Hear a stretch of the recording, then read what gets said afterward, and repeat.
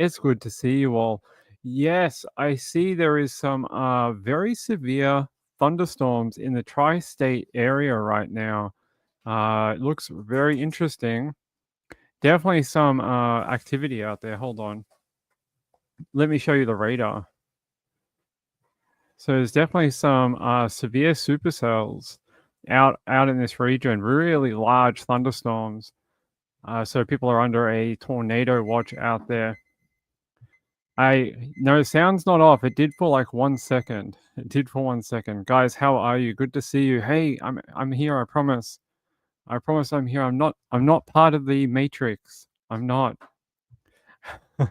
So we got a huge show tonight. We're gonna taste some Girl Scout cookies later. We got like 2 giant bags of them here that came from DJ. We're gonna look at them in a minute. Probably later on in the show. We've got more topics to cover. Yeah, wild weather. You guys are starting your spring storm season. So the moist air from the Gulf ends up pushing further north, and you get the jet stream come in, and that cool air come over the Rockies, and you get more thunderstorms developing in the plains and Illinois and the South, everywhere over there.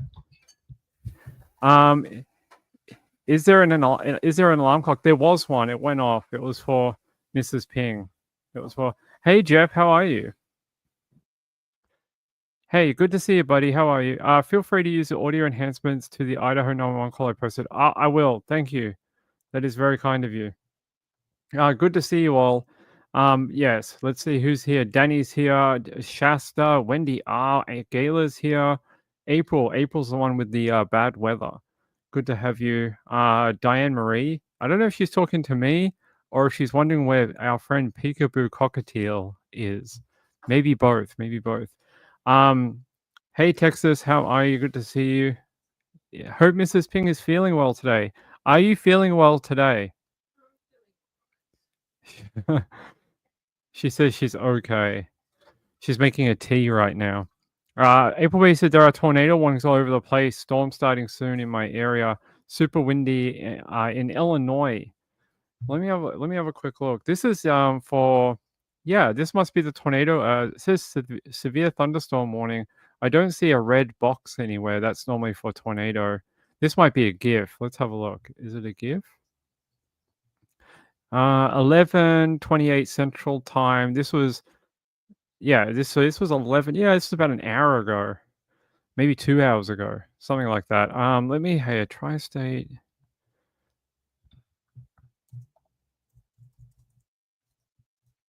Let me see if I can get some. No.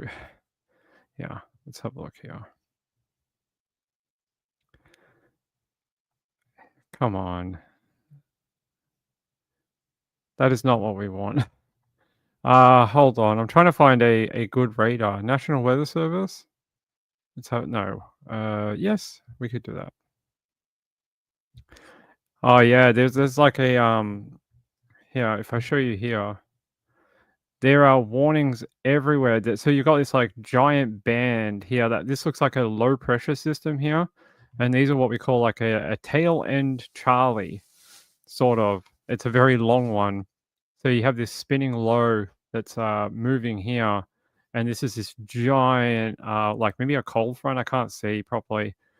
And you just all these storms firing up like looks like a tornado warning all up this tail here. So you guys got all these little box warnings heading out throughout all these states. It looks pretty scary out there.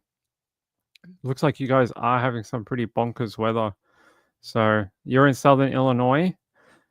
It is tornado country. I know that you guys had a really monster tornado out there about 7 years ago. You had that huge, just white stovepipe tornado that came through that area. They made documentaries on it and stuff like that. You're watching Ryan Hall on your laptop and local weather on my TV and you on my phone. Oh, thank you. At least you're watching. Thank you. BC. Hey, BC. How are you? Bizarre Life says hello. Yeah. Woman of Steel says hello to you too. Everyone just says hello to you, not to me. I'm the one doing the show, but you know, here you come do the show, and then I'll go over there and then maybe people will say hello to me.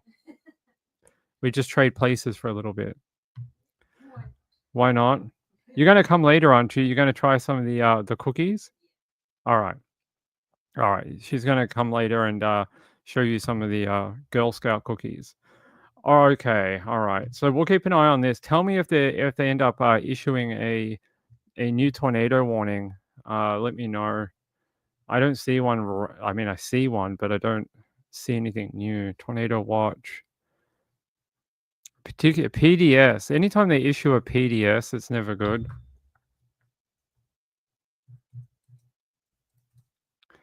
Let me check out the Storm Prediction Center. Let's go to storm reports for a sec. Let's see what they're saying. So these are the storm reports so far. This is from the Storm Prediction Center. So far, 5 tornado reports already, but most of them seem Ping's geography is going to get a workout. So it's Texas, Oklahoma, Missouri.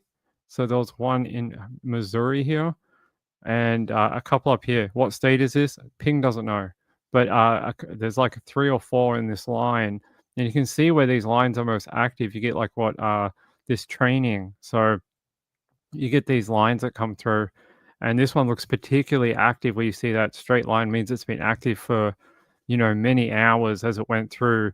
You see this, it's like very scattered, so you don't get that kind of effect. This one here looks like the one that's been causing most of the trouble. So this one on this south side here, and then a secondary one on the bottom here. These two look like, at least right now, the most active ones. So they'll just keep going in a straight line on that angle as they continue. So what state was that? Missouri and Arkansas. Wait, no, Missouri must be one up. So this must be Arkansas. Okay, Ping got the state wrong, flipped the wrong way around. So Missouri, doesn't surprise me. Missouri at this time of year, tornadoes, yeah, pretty common.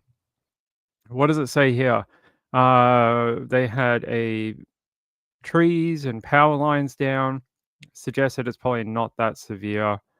Tractor trailer impacted on I-44 near mile marker 247 near Union. Sounds pretty, average. Multiple buildings suffered damage near Highway AT and Highway 100 near Villa Ridge. That's more, and that sounds more serious when you get multiple homes that have been hurt. Relayed report of a house destroyed in St. Louis. A house destroyed, really. And then reports of damage in Cave City, possible tornado in Arkansas. So most of the action today in Missouri right now. Illinois, maybe as it goes through and gets further north, northeast, as this line progresses. That's when I would think so. Several PDS warnings tonight. Anytime you get a tornado on the ground, it's nighttime, and it's near a populated area, and they think the potential for a damaging tornado is there, they'll probably issue a PDS warning. So, all right, no more weather. Even though I should start a weather channel where we can do weather coverage. If we get any high-risk days in the storm season, I will do weather during the USA daylight time. I will do some of that. Okay, let's move forward. Let's go forward if we can. All right, let's talk about this 911 call. I want to talk about that. So I'll play both versions. I'll play the version that Jeff made, and I'm going to play the version that I got given.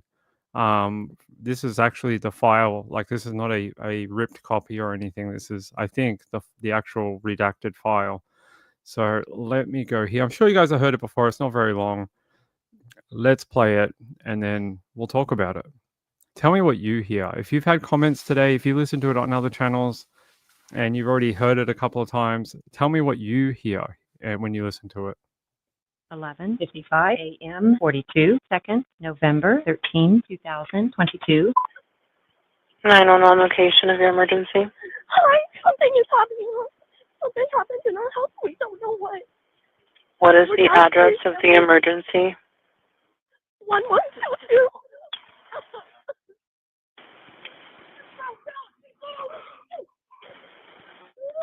What is the rest of the address? Oh, Kings Road.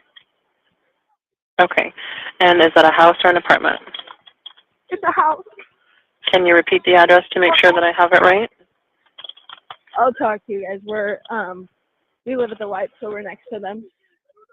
I need someone to repeat the address for verification. The address, 1122 King Road. And what's the phone number that you're calling from? What? 3731.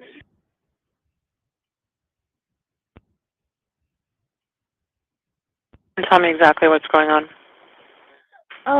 One of the roommates has passed out, and she was drunk last night, and she's not waking up.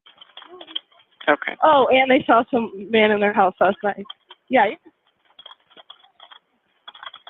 Hi, this is And are you with the patient? Okay, I need someone to keep the phone, stop passing it around. Can I just tell you what happened pretty much?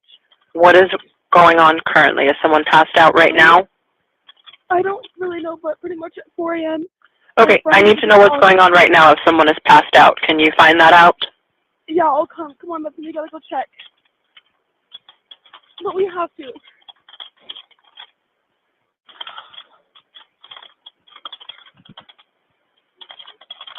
Is she passed out?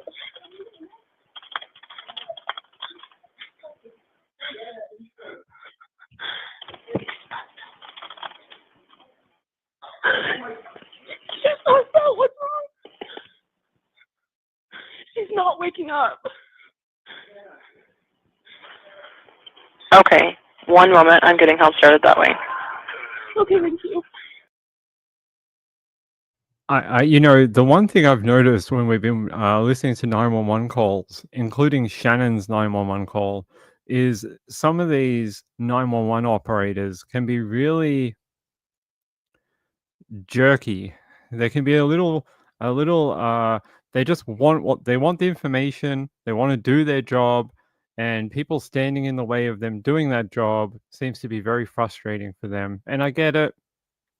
They've probably spent like 9 hours on shift. This was, this was like midday in the morning, probably someone coming off the night shift, and they're like, not again. These people won't give me the bloody information. So I get it, but could be a little more like, I mean, you find out later, this is a quadruple murder. Of course, these people are not going to be like, yeah, so it's like 112th Street. Yeah, there's like 4 dead people here. Just come over, send police, maybe an ambulance. I don't think that's how they're going to be. I think they're going to be exactly as you hear. They sound very frantic. Like they keep passing the phone around. Yeah, it is very, I think, stressful for both sides, and you can hear it in their voice. And they're like, is she awake? Is she moving? Is she breathing? They're like, no. Um, it's hard to hear. It really is.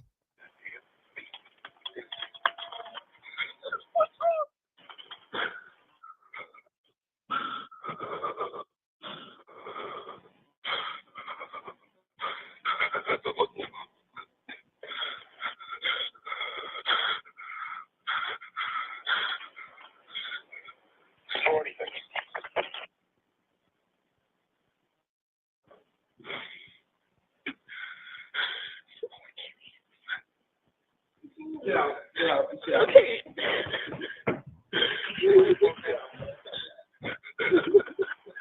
Okay, and how old is she? She's 20. 20, you said? Yes, 20 here. Okay. Hello? Hello? Okay, I need someone to stop passing the phone around because I've talked to 4 different people. Okay, sorry, they just gave me the phone. Is she breathing? Hello? Is she breathing? No. Okay.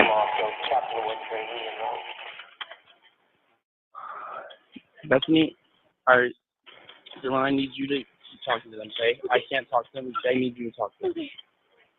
Hello? Okay. I have already sent the ambulance and law enforcement. Stay on the line. If there is a defibrillator available, send someone to get it now and tell me when you have it. Say that again? There's a police here right now. Okay. If there is a defibrillator available, send someone to get it now and tell me when you have it. We don't have one. I think yes. Do you have a defibrillator? Yes, we have one. Are you talking to the officer? Yes. Okay, I'm going to let you go since he's there with you and can help you. Okay, thank you. Bye. Okay. 11:59 a.m. 49 seconds, November 13, 2022.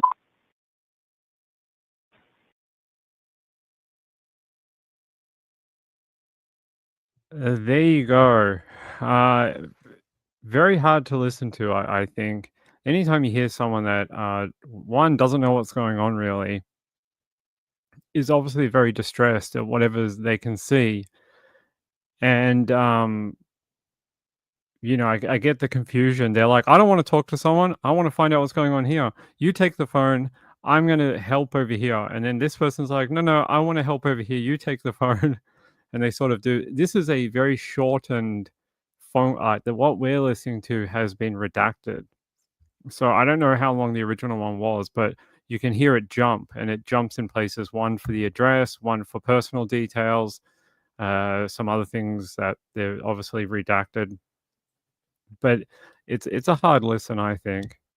Andrew says, I think she's matter of fact, and that's what you need in a crisis. Yeah, I mean, I know people who work for your version of 911.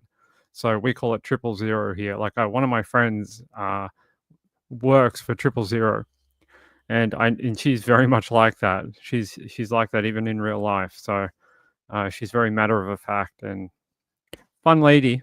Fun lady. Just she can be a bit like that sometimes. They just want to know the information and get the call closed and get the victim help and get whatever that you need. If it's an ambulance, they'll get an ambulance. If it's police, they'll get that. If it's all three, they'll give you all three. But they need the information. You need to know. Have you seen those PSAs they've put out for 911? Some counties have put out a PSA for 911 that, and it's difficult, especially if you're in this situation. But they've actually put them out where they're like, if you call 911, you need to know like these three things, and if you need to practice this and make sure that in an emergency you can repeat these three fact points, because it'll get help to you quicker. You won't screw around on the phone, and you won't piss off the operator. You'll get whatever you want faster. So Gail said she could have used a nicer tone. I don't know. I don't know why they use that tone. Maybe it's an authoritative tone. Maybe it's to make you do what they want you to do. Maybe if you were too nice, maybe you get ignored. Maybe this is what they train them. They train them to be like, in an emergency, you got to be the calm-headed individual. So maybe you've got to be the one that's issuing orders like an army general, and just be like, hey, focus. We need this. Not like, hi, I'm your best friend. We're going to get through this together. Hold my hand and I'll walk you through the journey of a 911 call. Like, maybe that's more what it's like. Danny Mitchell said, remember the operator doesn't know she's dead. Right. No one knows right now. No, everyone just thinks she won't wake up for some reason. Which I have questions about. I have questions how considering some of the details we've heard now about how the bodies were found, you think, wow, how did no one know that she was beyond help? Especially 8 hours, 7 and a bit hours after the event took place. Like she must be cold to the touch, and she must look like far gone. It's very sad to talk about, but Penguin, hey my friend, how are you? Gayla says, I've listened to lots and most are more calming and not so abrasive. I've listened to a lot and there's a lot of ones that sound exactly like that, especially this one and Shannon's and a few others. Joe Neal said, I'm sure she got poor marks for politeness in the post-call survey. Yes, please hang on the line during your emergency. Can you take a short survey at the end of this call? On your rating of our county 911 system, a 9 is, is the best, and a 1 or a 0 is terrible. Jeff, hey Jeff, I'm really thinking they couldn't get through the door of Zana's room. Can't think of any other reason they wouldn't see all the blood.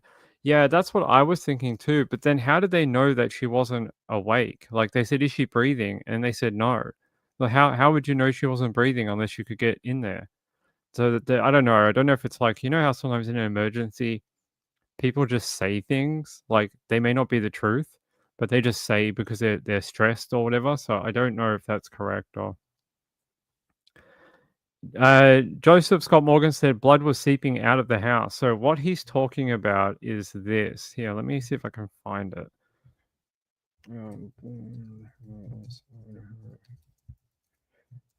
Yeah, I'll show you what he's talking about.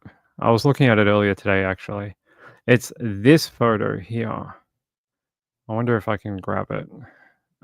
Yes, we can do that. All right, let me upload it, and then I'll show you. I think if you've been following the case, you would have seen the photo before. It was a really big deal when it first happened. When it very first happened, people were really, yeah. This was one of the big talking points that happened very early on. Joseph Scott Morgan's talking about this photo. This photo, I don't know if it was ever confirmed. Did anyone actually ever confirm that this was blood? I mean, I don't know. I don't remember anyone confirming it, but I could be wrong. They reckon this was blood, and this was the room up here. So they reckon it wasn't a very far traveling point for it to leave the home. The pictures that day say a lot, especially those early ones. I agree. Hey, Dylan. Dylan needs to be reintegrated. She knew she was dead at 4 a.m. and then just waited 8 out. What? I don't know what that means, but sure. Oh, you mean the pit? Yeah, you're saying that the two surviving roommates were hiding something? I don't know if I mean I've heard people speculate that, but I'm not saying that I know anything about it. Danny says, so why don't the kids mention the blood? I don't know. It's something we would have to find out when they finally give us all the evidence at trial. Right now, we're getting drip fed little bits with these motions and different court applications. So, they have to defend these, things within court, and they have to produce certain bits of evidence to defend it. Like, why do you need this, and why should it be allowed? And they have to show certain stuff. So that's some of the only reason we're finding out anything. But that's that photo for anyone who hasn't seen it. Yes, Zana's room. That's right. Shock. I would be shocked if I walked into a home where 4 of my roommates had been killed. I would be pretty shocked. Rachel said some locals said it was heating oil. Yeah, I heard that too, but I heard that very early on. That's what I'm saying. I haven't ever seen it confirmed whether that was actually blood. I heard a bunch of different explanations. One that they put a dye within the gas or heating or something, and it can often look like bleeding through walls or seeping, but I don't know. Lindy said maybe the way she was lying, the cut and blood didn't show. Oh, she was covered. There's been people that have been killed in their bed and then had the doona pulled up over, up like as if they're sleeping, up to their chest or whatever. And family have come in the morning and been like, why are they not awake? And then it takes ages to realize, oh my God, they have all these injuries all over their body and there's blood all over the mattress. I've seen that before in stabbing cases. Joe Neal said, this case proves how dumb. I'm not going to repeat that, but okay. Yeah, I'd like to get people's opinion. There's a huge, internet siding right now. Actually, I will speak to Joe's comment. There's a huge sort of divide that I have seen on the internet on this particular case.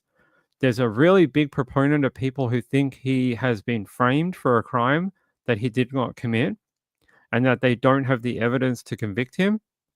Therefore, they're very worried about the death penalty and getting some sort of bad conviction, and he might be sent to death for someone who didn't commit the crime.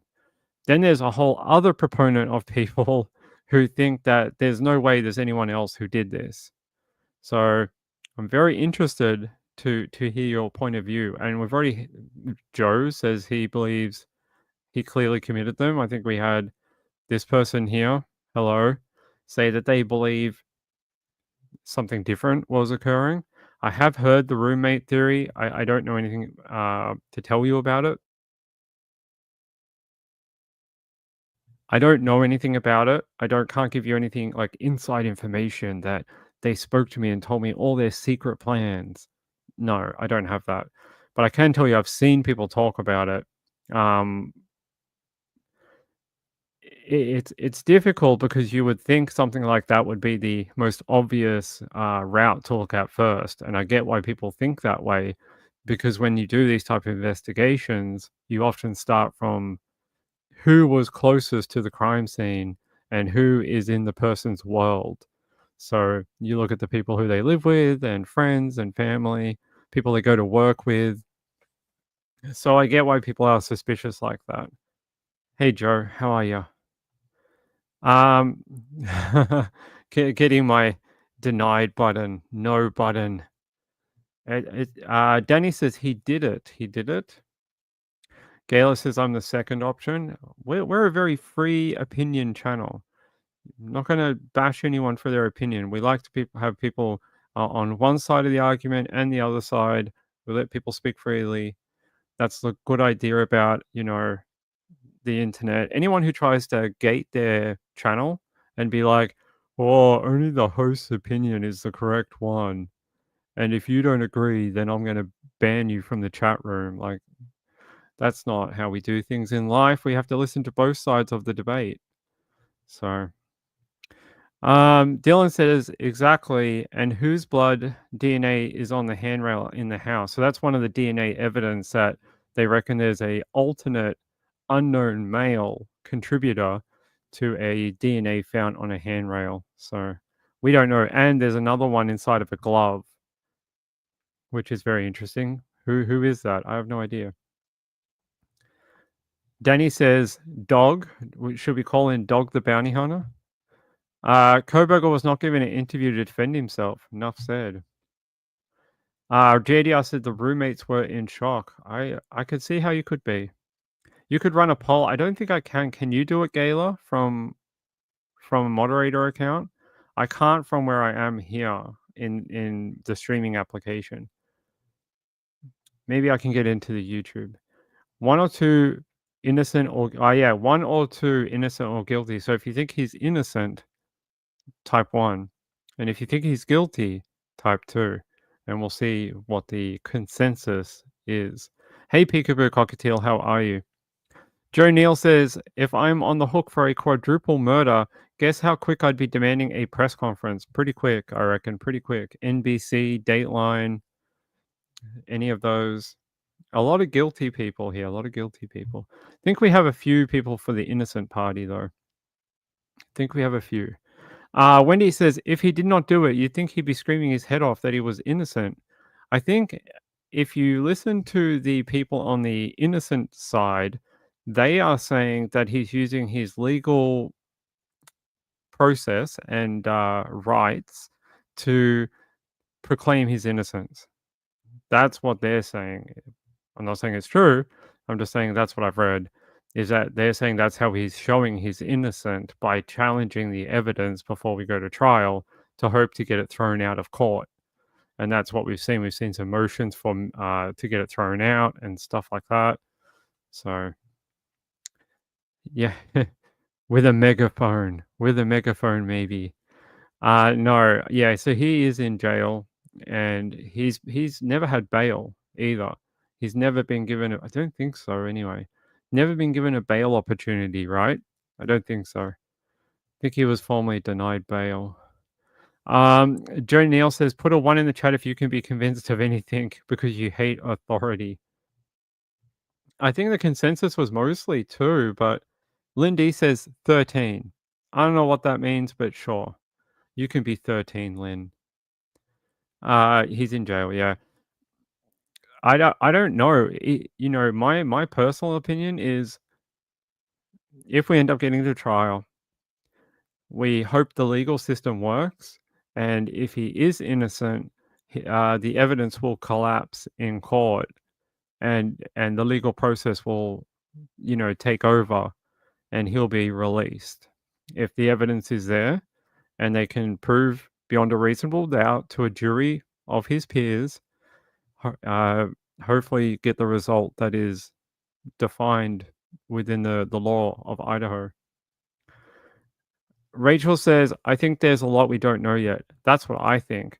I think with the media gag, and, a lot of things being kept under lock and key, a lot of suppression and things like that, it makes it very hard for people in the public to get a full rounded picture, because they won't show you, like the prosecution won't show you anything just yet. And I think it'd be good. Dylan says, I love the way you speak on letting it play out. Thank you. I appreciate it. Lindy says, just being that's okay. You can be that. If that's who you'd like to be tonight, that's fine. Joe Neal says, doesn't matter. He'd be able to get an interview with the media. I mean, Lori Vallow got an interview. She did one with Dateline last week. Just a week ago, they aired an interview with Lori Vallow in prison. So I don't know. You'd be able to get one, maybe. Pretty sure they'd be interested. Gail says, we will never know everything. We weren't there. I think we'd like to know more about the evidence. Like, what do they think is so much of a smoking gun that you can hold the guy on these type of life-changing charges that could send him to the death penalty? You got to have something that's so concrete, and it can't be like built on a straw house. So I'd like to see the entire briefing, and then we could all have a better opinion, I think. Joe Neal says, doesn't matter. Yeah, he'll be able to get, I think he could get an interview. Joe Neal, at least get a videotape statement. Yeah, there's a few things that seem like corners were cut. I'm not saying that means he's innocent. I'm just saying it seems like procedure wasn't followed to the letter in some of the things that happened. There's definitely some shortcuts that happened. I wanted to play the audio enhanced one from Jeff H, but I can't get to his channel all of a sudden. Single ply wet toilet paper, the case is built on? Could be. Give me 1 sec. I just want to see if I can find Jeff's channel. For some reason, in this particular browser, I can't find him, but in my normal browser, I'm on his channel. So hold on.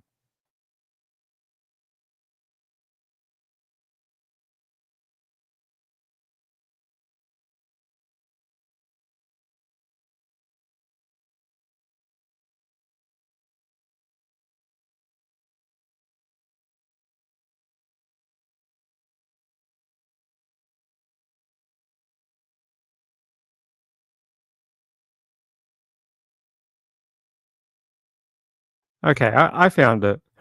I knew I had his channel up somewhere. Thanks, Jeff, for letting us use it. I appreciate it. This is an enhanced copy that Jeff made with Adobe Premiere. So let's listen and see if there's anything interesting within it. So if you want to go to his channel, by the way, I will give you a link to Jeff's channel. Does things like this with audio and videos quite frequently. I think we've used some of his stuff in the past before, which is very kind. That's his channel. Here, I'll put it up on the screen. There you go. Can head over there. All right, let me play this version of it. Then we'll talk some more. 11:55 a.m. 42 seconds, November 13, 2022. 911 location of your emergency. Hi, something is happening. Something happened in our house. We don't know what. What is the address of the emergency? 1122.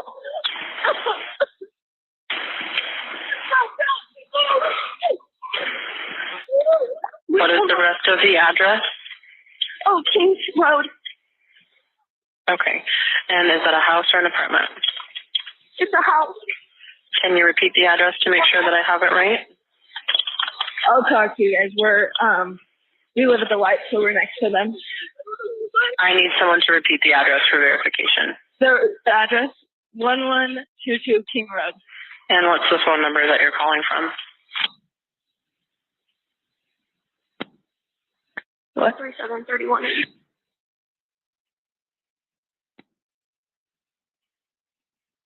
And tell me exactly what's going on.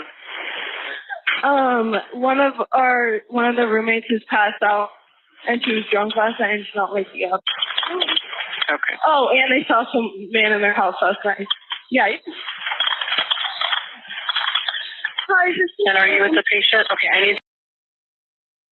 The whole detail about a man in the house, it didn't strike anyone as weird. Like, I know college students maybe have, like, I don't know what they do. Friends over at 5 a.m. for a booty call. Who knows? I don't know. They're just I don't know if they're trying to keep the roommate's privacy. Like when you live in a share home, it's sort of like don't ask, don't tell a lot of the time. You're not trying to pry into anyone's privacy. So I don't know if that's why it sort of wasn't as big of a deal as they originally, they're just like, oh, it was a guy. Maybe there's people that come in and out all the time, living with like a bunch of other not teenage, but college age people. I mean, there's a lot of people that come in and out of the home. That's what I was thinking about. I was like, why would they just not care about some guy? And I was like, well, maybe they're so used to just like, oh, they got a friend over and they had a person come over and, oh, they met up with someone off Tinder and, stuff like that. So maybe there's always weird people. Oh, an Uber driver came over, like, a lot of different people. Woman of Steel said that would have been the first thing I thought they'd say with the weird guy. Yeah. I mean, anytime you have a person with a balaclava, well, what we think is a balaclava. Wendy asked us, I wonder if they left the door unlocked. It wouldn't surprise me if it was. I know that was one of the points that came up originally where people were like, oh, why would they do that? I've lived in these type of houses and they almost are like a hotel. Like I was trying to explain just before, it's almost like a hotel. You have a room, but all the common areas are just sort of free for all. And, like they have friends over and someone's drinking till 4 a.m. and someone's asleep. They've got class in the morning. It's a little more relaxed than, say, your home, like your house. All right, let's play the rest from Jeff H. Thanks, Jeff, again. Someone to keep the phone, stop passing it around. Can I just tell you what happened pretty much? What is going on currently? Is someone passed out right now? I don't really know, but pretty much at 4 a.m. Okay, I need to know what's going on right now if someone is passed out. Can you find that out? Yeah, I'll come. Come on, but we gotta go check.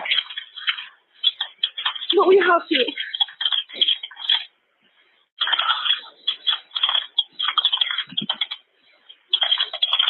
Did you pass out?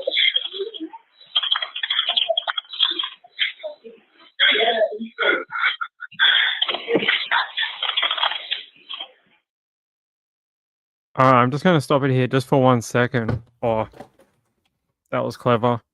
Sorry about that. I just dropped something. I wanted to tell you that there was new tornado warnings out in Corning, Arkansas, Malden, Missouri, and Campbell, Missouri. This is for one alert until 12:45 a.m. Central Daylight Time. Mattoon, Illinois, Neoga, Illinois, and Greenup, Illinois until 12:30 a.m. Central Daylight Time. Tornado warning in Elgin, Illinois, Carpentersville, Illinois, and St. Charles, Illinois until 12:15 Central Daylight Time. These tornado warnings all came out in the last few minutes. And then Percy, Illinois, and Rockwood, Illinois until 12:15 a.m. Central Daylight Time. And then one more for Missouri, Advance, Missouri, Puxico, Missouri. I hope I'm saying that right. Bell City, Missouri until 12:30 a.m. Central Daylight Time. And there's also City of Aurora is under a tornado warning. They say seek shelter now. So if you're in the city of Aurora, Illinois, Aurora's had huge tornadoes before. I'm not saying that's happening right now, but Aurora, same with another Aurora in another state, has often been bombarded with tornadoes. So if you're in any of those counties in Illinois or Missouri, please keep an eye on your warnings from the National Weather Service, and please take cover and get to the most central room of your home.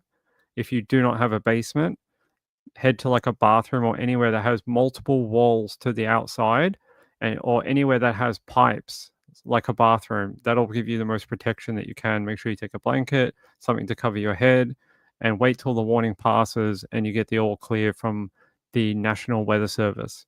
So please be very careful out there. It looks like a wild night for nighttime tornadoes across Illinois and Missouri and some of Arkansas. So there you go. All right, let's play the rest of the video. What's wrong? She's not waking up. Okay, one moment. I'm getting help started that way. Okay, thank you.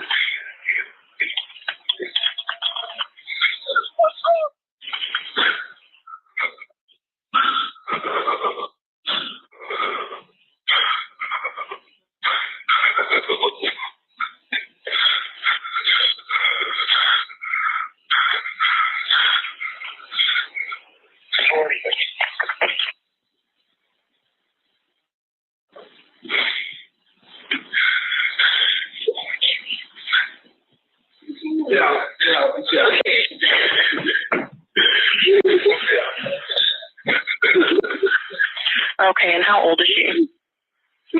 She's 20. 20, you said? Yes, 20 here. Okay. Hello? Hello? Okay, I need someone to stop passing the phone around because I've talked to 4 different people. Okay, sorry, they just gave me the phone. Is she breathing? Hello? Is she breathing? No. Okay.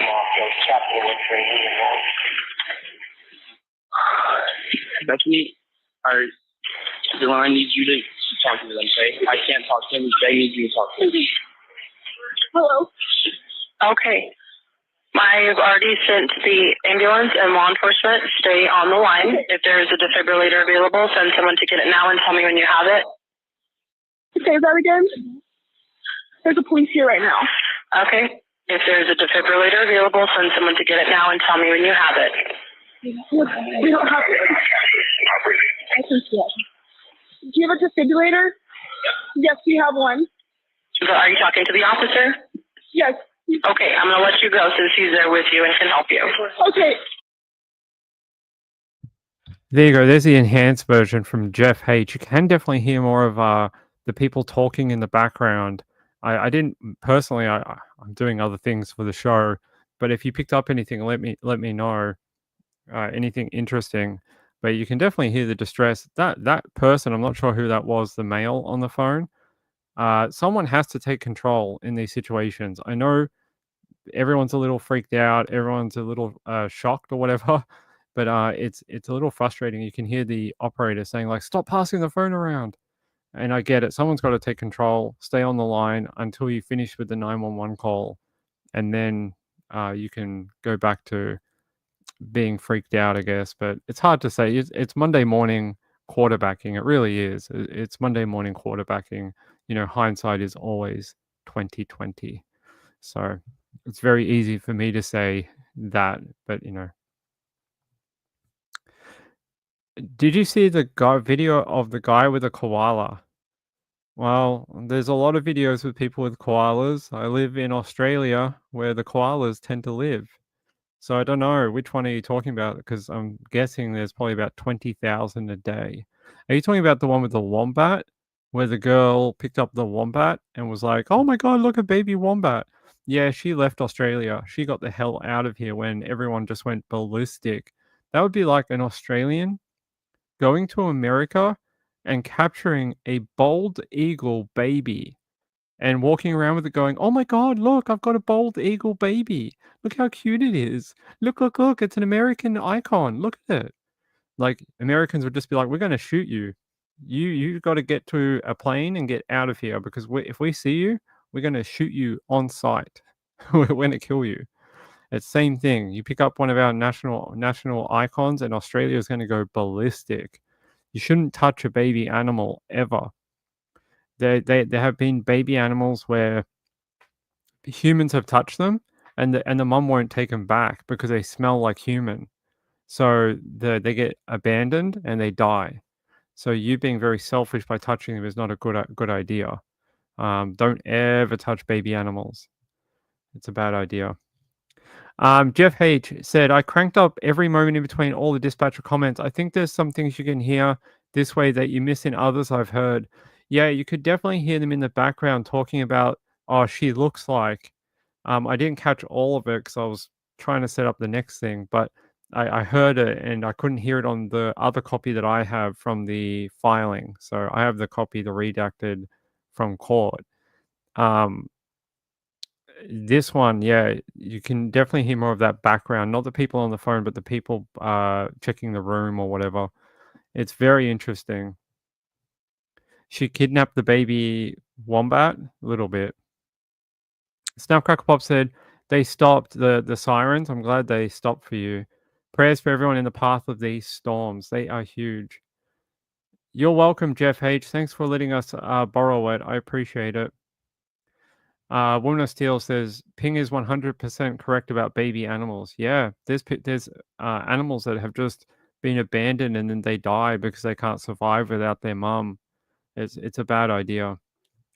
Rachel said, Danny, 3/4 of the year the town is full of college students. I visit every few weeks. This time I made the kid come here. Yeah, this is like a college town, right? There's mostly young people. There's a lot going on. I saw some of the things they were doing, like normal kids when they're not involved in a quadruple murder. Joe Neal says, don't worry, the bald eagle will be extinct soon. The next 4 years will be hell for the environment. Well, environment seemed to last for the last, billion years. I'm sure it can last 4 years of Trump. I'm sure it'll be fine. Snapcrackle Pop says, yes, thank you, Jeff H. Thank you, Jeff H. I appreciate all the work on the audio. And again, for letting us use it. It's very kind. We've used a couple of things from Jeff in the past. It's been nice to meet Jeff and have some friends throughout YouTube. It's very, very cool. All right, let me go over here if I can find it. So you pair this 911 call with those messages that I brought you a couple of weeks ago, and you hear the roommates talking to each other at 4 a.m. in the morning. Now we don't have all of it. I think we only have a small snippet of it. From what I understand, their conversation is actually longer than that. But you pair those things together, and it paints a picture. It really does. Drill, baby, drill. Yeah. Maybe spelling baby spelling. No, I'm just kidding. Tornado warning where my daughter lives. Yeah, tornado warnings going off all over the USA right now. You heard there's an oil company exec who needs a bigger yacht. He needs one of those $100 billion ones. Hold on. Let me try to grab those text messages for you.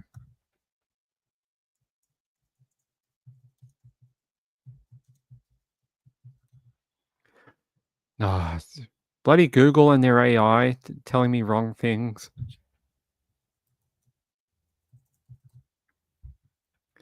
All right, let me try and grab these for you. They're they're bright white, so be careful. Actually, we'll use this one. So they say between 4:22 a.m. and 4:24 a.m. on the morning of November 13, 2022, they say survivors Dylan and Bethany exchange 17 frantic text messages fearing someone is in their home. And she says, like, I'm not kidding. I think it's supposed to say, I am so freaked out, although it says, oh, am so freaked out, typo. Over 3 separate messages, Bethany responds, come to my room, run down here. And you can hear like how urgent that seemed. I can't imagine what that would actually be like to have to send a message like that living in a share home. So this is a little bright. I'm sorry for all the people with it's bright white. We try and use dark colors on the browser, but I can't change this, unfortunately. Yeah, they say no one is answering. I'm really confused right now. And then she messages Kaylee and asks Kaylee, like, Kaylee, what's going on? And then she goes back to messaging BF. Bethany messages Dylan, says, yeah, dude, what the F? And Bethany messages again, Zana was wearing all black. I think they're just confused, like, who was wearing what? Why is there someone out in the hallway? And then DM to BF, I'm freaking out right now. And then again, BM to BF, no, it's like a ski mask almost. And then Bethany replies saying, shut the F up. And then she's like, actually. So it's sort of like, shut the F up, actually? Like, really? And DM to BF, like he had something over. I'm gonna fill it in for what I think it says, but it says like he had something, because spelling, over is forehead and little and mouth. I think it says something like he had something over his head or for his head and a little around the mouth. That's or something like that. Bloody kids, learn to spell right when you're freaked out about someone being in your home. DM to BF, I'm not kidding. I am so freaked out. And then BF says, so am I. DM says, my phone is going to die. F. BM says, come to my room. Run down here. So that's a conversation from a couple of weeks ago before we got the 911 call that happened 7 and a bit hours later, just before midday, the morning after, or, in the morning. So brutal. I don't know what that would feel like to be in that home. Marilander says grandkids have been through several tornado warnings in Illinois. Doesn't seem like there's any like giant tornadoes on the ground. SPC's not reporting anything like that. If you ever want to know what already happened in the day, you can head to the Storm Prediction Center, and the Storm Prediction Center has all the reported things that have happened. Now, it doesn't mean they get everything, but if a tornado has been reported, it will be on there. That's what I showed you earlier, that map. I'm just checking to see if there is anything else here. Oh my God, yeah. In the last hour since we've been on the air, when we first hopped on, I think there was only a few. Now there's a whole bunch from Arkansas, Mississippi, multiple reports of a tornado ongoing north of Belzoni. That one seemed pretty bad. Jackson, Arkansas. They say an RDOT camera caught tornado looking north from exit 83, camera on I-57. Radar shows debris signature around Campbell Station. That's really bad. When you get like a debris signature, what that means is that is basically debris that's been picked up by the tornado and it's been lofted into the air. So the radar actually picks up what we call a debris ball, and that looks like a round ball on the hook echo. And it just makes that hook echo more pronounced where the tornado is. So, and you can see it on the wind radar too. You'll get a stronger like a couplet signature on the Doppler wind. You'll get like a yin yang. It almost looks like a yin yang when it's very strong, and you get the colors moving in opposite directions, but it almost looks like a whirlpool. And that is your tornado signature. And they're saying here, Butler, Missouri had major damage reported to New Convent Fellowship Church and a neighboring trailer park on PP Highway. PP. Yes, don't make fun of it. It's a very serious situation. LeFlore, Mississippi, trees snap, power lines down, sheet metal debris in a field alongside Phillipston Road. So there is just a ton going on. Looking like Arkansas picked up at one point and Missouri. I don't see much out of Illinois yet. So the storms must be still back on the line and only just getting into the Illinois sort of warning area, because I don't see anything unless it hasn't updated. Then you get hail reports if you want them, and wind reports, which are further down. A lot of hail, especially in Illinois. Look, hail, hail, hail, a lot of hail. And then wind reports out of Kansas, Missouri, Nebraska, a lot of Missouri, Arkansas, Illinois, Iowa, Kansas, Nebraska, Missouri. A lot of those are kind of states, the tri-state area. So yeah, a lot of reports, but not a ton of tornadoes, although it has picked up in the last hour or so. So I hope everyone is okay. There you go. There's those reports there. Joe Neal says, of all these texts make this scenario seem very likely. You mean the ones in the home? Yeah, I think it paints a photo. I still want to know why it took so long to figure it out. And I'm not victim blaming. I just want to know. I want to get into the mindset of why you would wait until almost midday the next day to call authorities. If you saw a weird guy in your home, now we already spoke about the whole, don't ask, don't tell of living in a share home. But at the same time, if you thought something was really off, your friends weren't messaging, and you think someone was in your home wearing a balaclava, why would you wait till so long the next day, especially if you went down to Bethany's room? Wouldn't you guys be like, I think something's wrong. We should hide here, but we should call authorities and wait till the police get here, and then they can look in the house and we'll be safe. And yeah, it is. Yeah, at 1 a.m. in the morning, that is brutal for everyone in the storms right now. Very late for tornadoes. Yeah, super victim blaming. Andrew says, I agree. Yeah, that's the bit that's always got me hung up, is where, and maybe we'll find out when they give their testimony in court.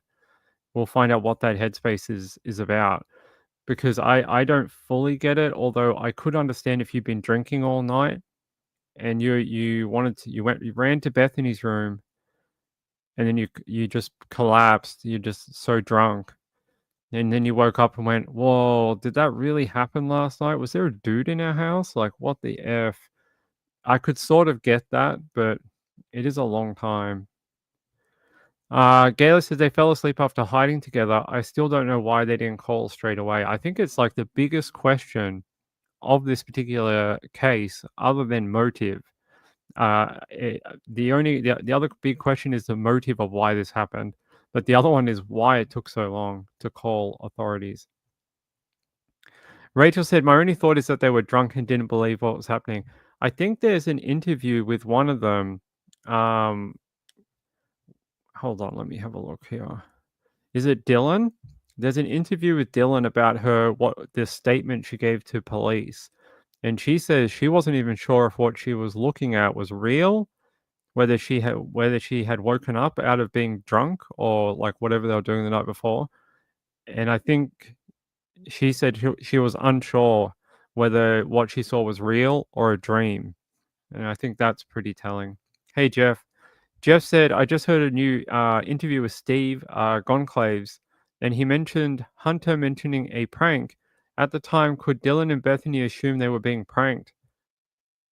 Possibly. I mean, this is a college, situation.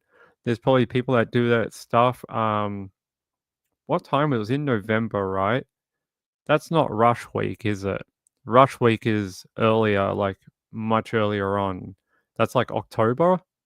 I'm not good with the college schedule in America, but they normally do like rush week pretty early, right? Or would it be around this time in November? You guys would have to tell me because I don't know. But I was like, maybe if they're doing something for, maybe a sorority or something like that, we're doing some sort of prank on people to gain acceptance during rush week. I don't know. Could be something like that. They could have been, just thought it was a prank. Ours is in September. Yeah, I thought it was early on the calendar. Like you get your enrollment, school opens, and then they sort of start taking applications for the different, Greek living type thing. Because he could. Marylander says maybe he had drugs and drink. Yeah, they could have been smoking. Who knows? They could have been freaked out because they had drugs on them. I have heard that theory before, that it's possible they were worried about calling authorities because maybe they had marijuana on them, which is a pretty like, I get being worried about that being a college kid, I guess, but it's a less of a real thing now compared to about 20 years ago when you would get really raked over the coals for having marijuana. I think nowadays it's somewhat more accepted. Gayla says she had lucid dreams and wasn't sure if it was real. Yeah, I could understand, not being sure. Possibly, yeah. Paranoia? I'd be paranoid if I saw a dude in my house at 4 a.m. in the morning. I'd want to wait till the coast was all clear before I did anything that could make noise, including make a phone call where someone could hear me talking to 911. So maybe that is part of it too. Maybe more than weed? Man, they had the opiates. They had all of them. No, I'm just joking. Please don't print that. Please don't someone make an article on heavy.com that says YouTube streamer says Idaho surviving roommates had opioids and were opiate dealers. No, don't do that. I know. I was just joking. I Hate Morning says marijuana is still illegal in Idaho. I think it's still illegal in a lot of places. Did she have a window? I think no, right? Some of the rooms did have windows. Some of them didn't. I would have to look at the layout again. Kathy, hey, how are you? Good to see you, Moonlight View. Stop talking. Hold on, let me look at the house. Yeah.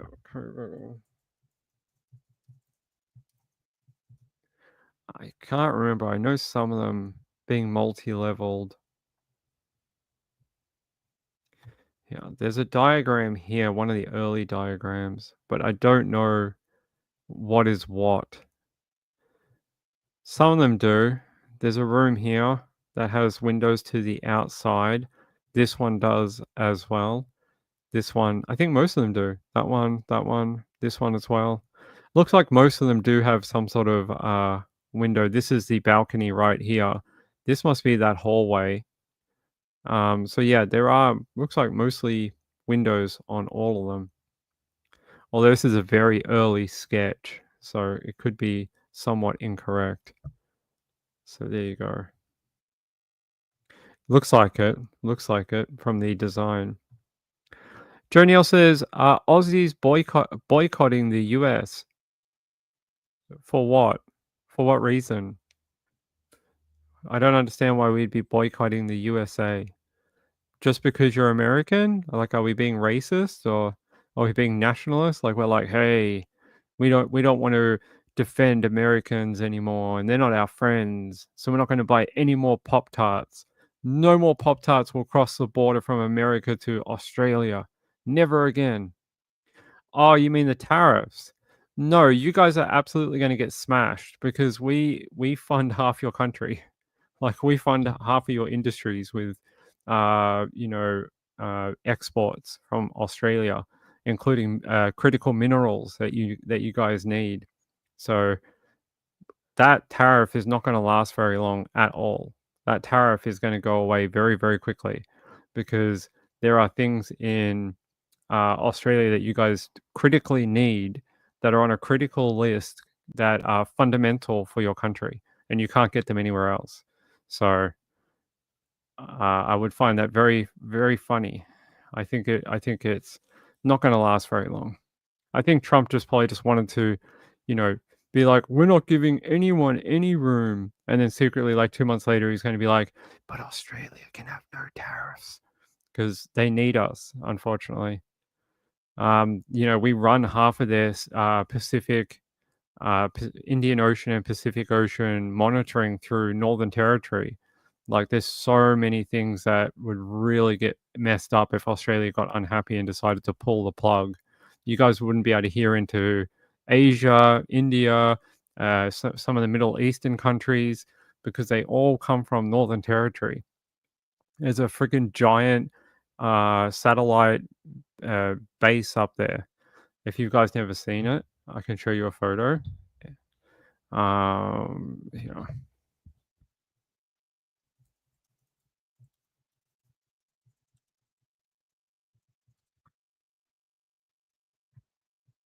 Yeah, so if you've never seen Pine Gap before, we've talked about it on the show before.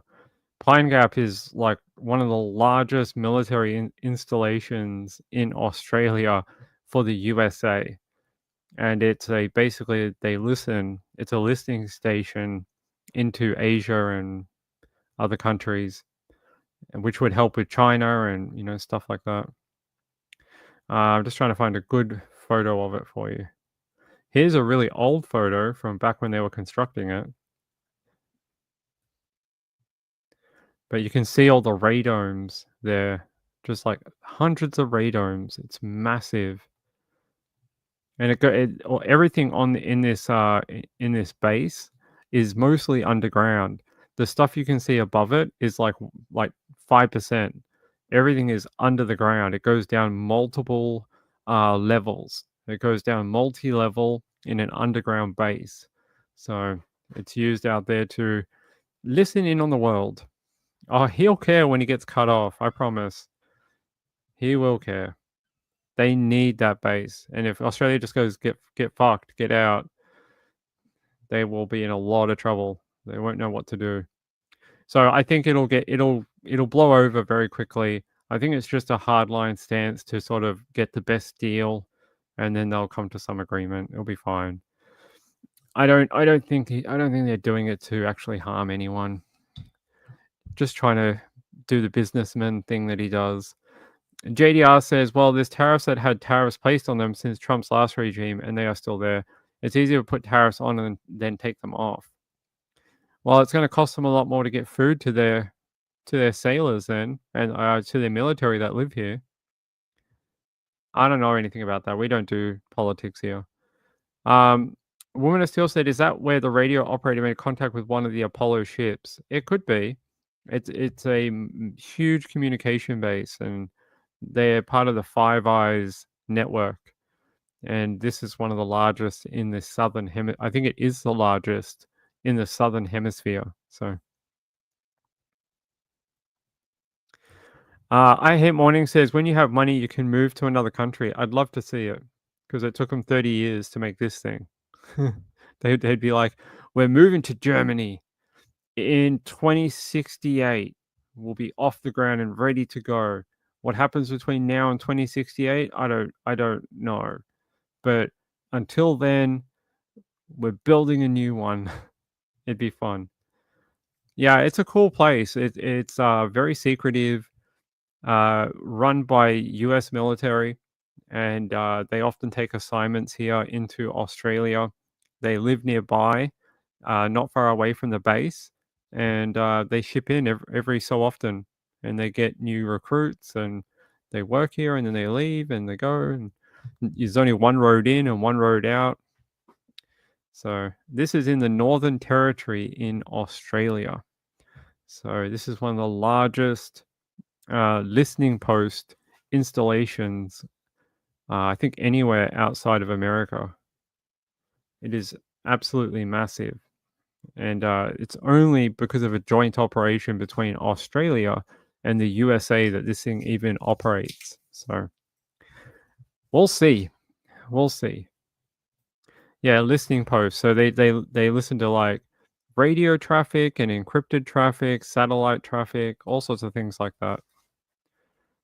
Joe Neal says, Oz is a great partner. Trump is intent on upsetting partnerships. Yeah, Australia and America's brotherly love dates back, I think, 70 years, maybe more, 7 or so decades.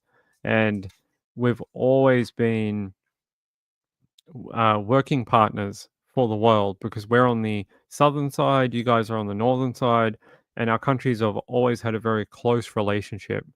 And I think both countries have enjoyed that. Like, I think the Americans like that they're sort of close to their cousins in Australia.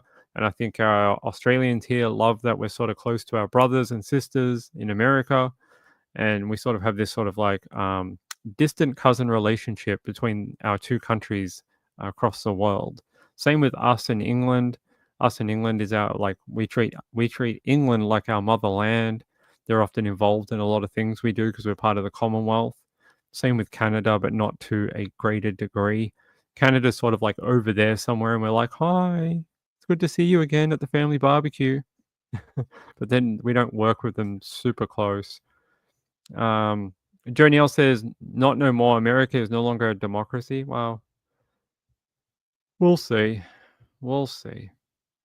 I don't know anything about that. I don't watch politics. I don't do anything. I don't know. I don't even know what your elections are called. Are they called an election?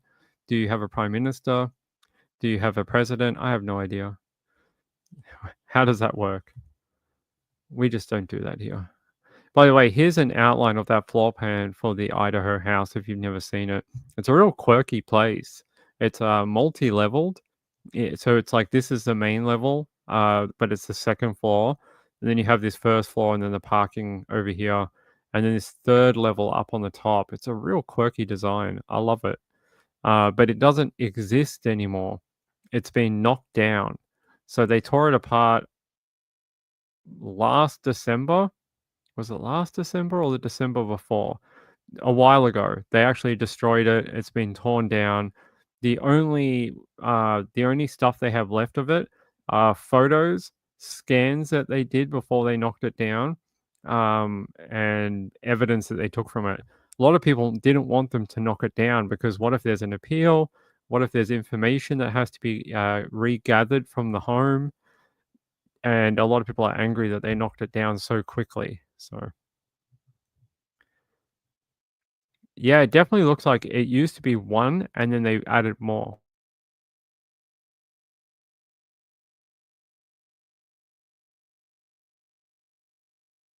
Yeah, it definitely seems like it used to be one place and they did an extension. You can see where the line is. So it probably was maybe this top piece and they added a third bit on a second bit on the first floor parking maybe. And then they extended that middle section. Woman of Steel says, no, this was one guy who knew about the launch and figured out when Apollo would be over him and listened to them. Somehow he hooked up and talked to them. Yes, I'm pretty sure that was in Australia, but I think that was in WA. I think that was in Western Australia, if I'm remembering correctly. Yeah, the back part definitely looks like it. You can see it. Who is your favorite cricket side? Well, it has to be Australia because we win at everything. Kathy Lynch says, do you have a spare bedroom? All right. I think we need a break from murders and talking about really sad things. So hold on a sec.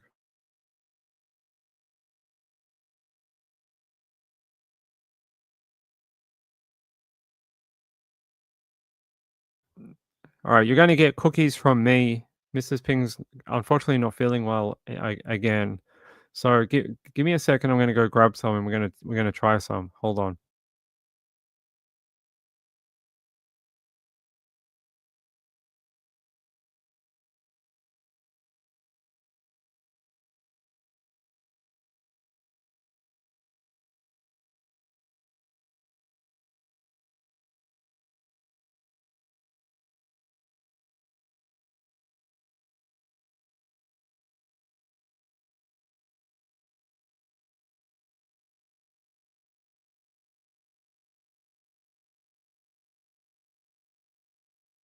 By the way, I know you can't see me right now, so I thought I would show you. This is what DJ sent me. This entire bag is full of cookies. An entire thing. Not just that, there's a second one here that is literally full of Girl Scout cookies. There is about, I don't know, 30 boxes of them. We've got like purple ones and these ones look good. These are called Adventurefuls. These look pretty good. We've got lemon ones here. What are these? Oh, these are the peanut butter. They're pretty good. We got trefoils, which are always really good. Trefoils. So, all right, I'm gonna pick some. I want to try these. I haven't tried these yet. These are like caramel and brownie. I'm gonna move everything and sit back down, but I just wanted to show you just how many bloody cookies we had to pick up from the post office.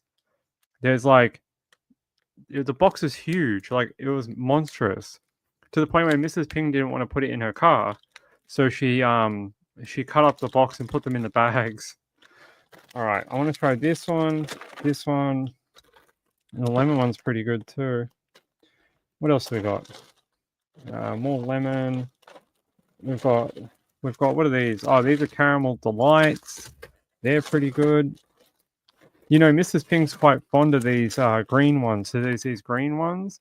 These are French toast flavored cookies. So like spiced cookies. Mrs. Ping loves them. She thinks they're the greatest thing, and she's already tried them. So I think that's all we've got. Yeah, ventricules. We've got those trefoils. Okay. I already know what the peanut butter ones taste like because I've had them before, but I haven't had these. All right, give me 1 sec. Let me move all this.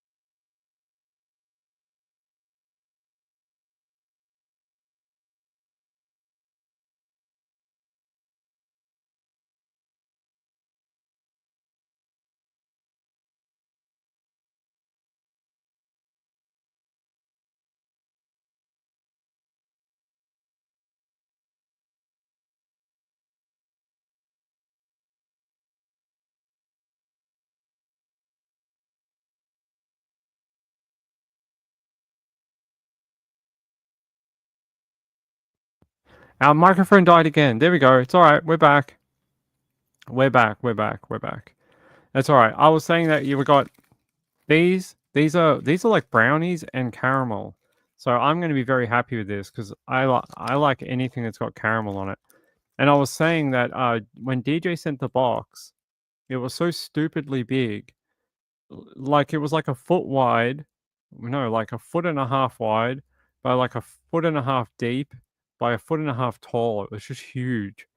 And yeah, I just sort of asked DJ. I was like, DJ, can you just get me like 1 pack of each flavor that I gave you? I think I gave him like 5 or 6 flavors. So I expected like this tiny little box to come. And he's like, yeah, I could do that. And he ended up getting like just a billion different packets, which I'm very grateful for. And someone said I'm going to put on weight. I don't think I'm going to put on any weight because this will take me like a year and a half, 2 years to eat it all because I just don't eat like that. Yeah, I open a packet of like potato chips and it takes me like 2 weeks to finish it. I just can't do it anymore. Anyway, I want to have a look at these ones. Yeah, I'm gonna have to pause it while I eat it. I'm not one of those channels where it's like ASMR. Hear the people eat while you talk to them. Like I hate those TikTok channels where people are like slurping on a freaking drink from 7-Eleven and they're like eating their salad and it's like I'm like, what? Like, who wants to listen to this shit? Like, come on. So, all right, hold on. I'm gonna try one of these, and I'm gonna tell you if they're any good.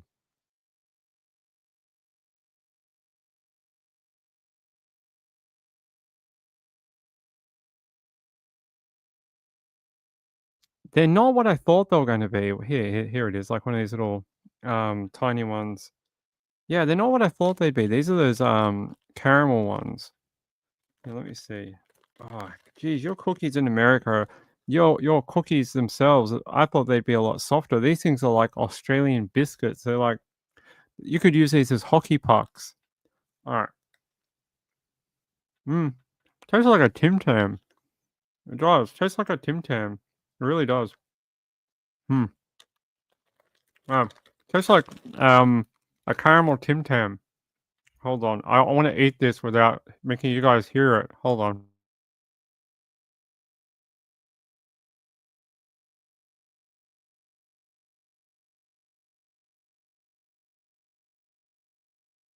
All right, there we go. Sorry, I'm not an ASMR channel, and I don't want you guys to have to hear it.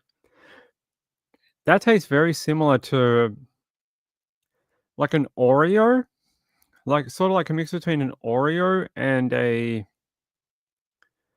Tim Tam. Sort of like a mix between an Oreo and a Tim Tam. That's what I would describe these ones as. These adventure things, these adventureful. They taste very similar to like an Oreo mixed with a Tim Tam. So, um, yeah, if this is something that you like, that might be a good one. Let's see. I want to try these lemon ones because they sound really good. Anything with icing and lemon sounds pretty good to me. They're pretty good. I'm sorry to hear that, bud. That's why I've been trying to like that's why I don't eat this type of stuff all that like I do, but not like I used to. I've been trying to since I turned 38, I've been trying to be a lot healthier. So I try to eat more vegetables, you know, take care of myself, stuff like that. So I try to do a lot more of that since I turned and now I'm 40. So it's 2 years ago that I started doing health type stuff. So and I've been able to keep my weight under like 80 kilo. So I'm normally weigh about 75 kilo, and I'm 6 foot, just under like 6'1". So they're pretty good too. These are they're weird. They're almost like I don't. They're almost like someone just got like a butter knife and got like a cookie and just slathered yellow icing on it. Like when you went to like a camp as a child, and they'd be like, "We're gonna like ice the biscuits and put put like lollies on it or candy on it." You remember that if you ever did that as a kid? That's sort of what this looks like. Like that's look at the design on it. It looks like someone just like whacked on some icing on it. Yeah. Oh, these are nicer. These are a better quality. All right. I'm gonna mute it so you guys don't have to hear me munching on this, but I'll tell you what it tastes like after.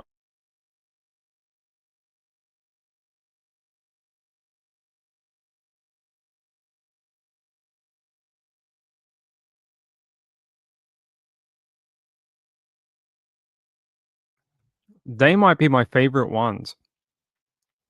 They're really good. This almost tastes like the icing tastes just like lemon icing, but the biscuit almost tastes like a meringue. It's almost got the texture of a meringue. So if you've ever had a meringue and you know that kind of like aerated texture, that's almost what that biscuit, even though it doesn't look aerated, it does have sort of air pockets. I don't know if I can show you without showing you my disgusting nails, but it sort of looks like that. It's got these like little air holes in it. It's pretty good. That one's probably my favorite so far. Although these ones that taste like a Tim Tam are pretty good too. They are seriously going to take us like 10 years to eat. Mrs. Pink can't eat them. She can eat the trefoils, and she's been eating the those spice ones, which she really likes. All right, I'm gonna have one more bit, and then I'm gonna come back. Hold on.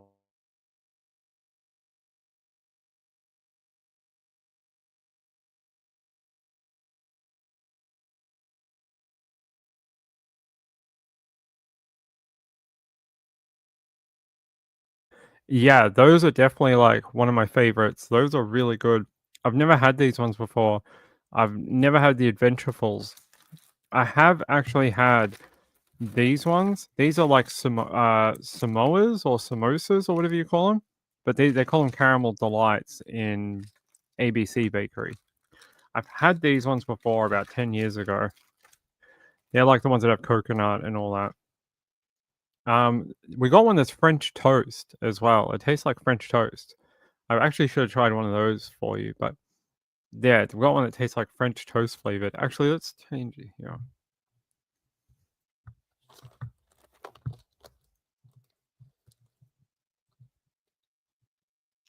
Girl Scout cookies. Girl Scout cookies are heading to court. Girl Scout cookies laced with metals and pesticide, lawsuit says. Well, I'd hope not after I just ate some on my live stream. Are you importing poison to the USA? Girl Scout cookies laced with metals and pesticides. Georgia found organizations say cookies are safe to consume. Okay, with the pesticide and metals, hey?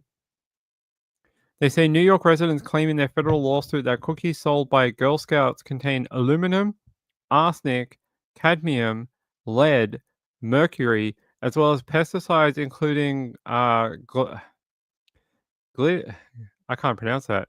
Glyphosate or glyphosate. The plaintiffs Danielle Barbero and Judy Cholera or Cholora seek compensation for everyone in the county who bought Girl Scout cookies within any applicable period under the law. So since the dawn of time.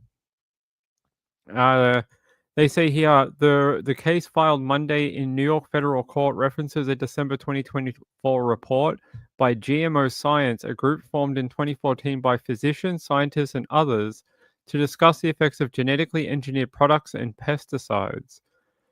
In response, Girl Scouts said heavy metals and other environmental contaminants can occur naturally in soil. Therefore, trace amounts can be found in nearly all foods containing plant-based ingredient. Yeah, so I mean, what they're saying is probably it was in the flour. So in the flour to make the cookies, that's probably what's going on. Here, I'll take you to the other website too.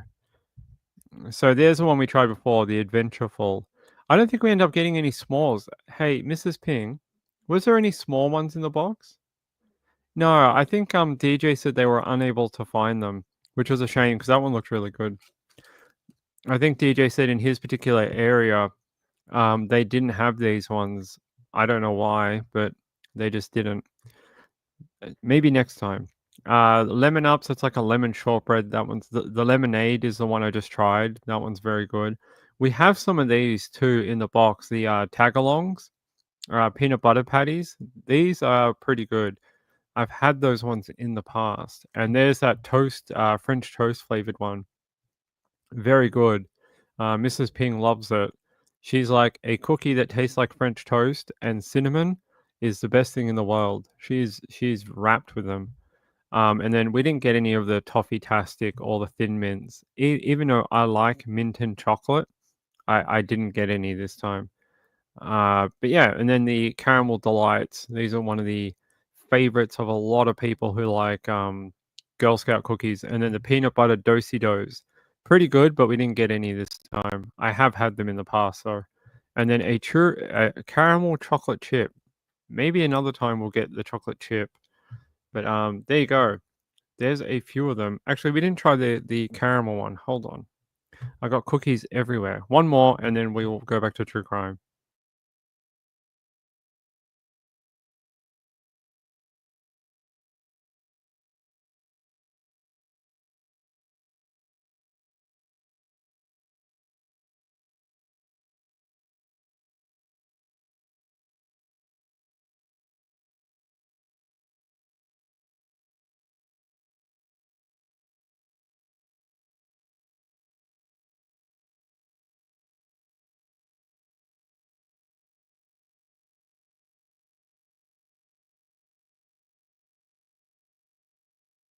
Oh wait, sorry. I was showing you.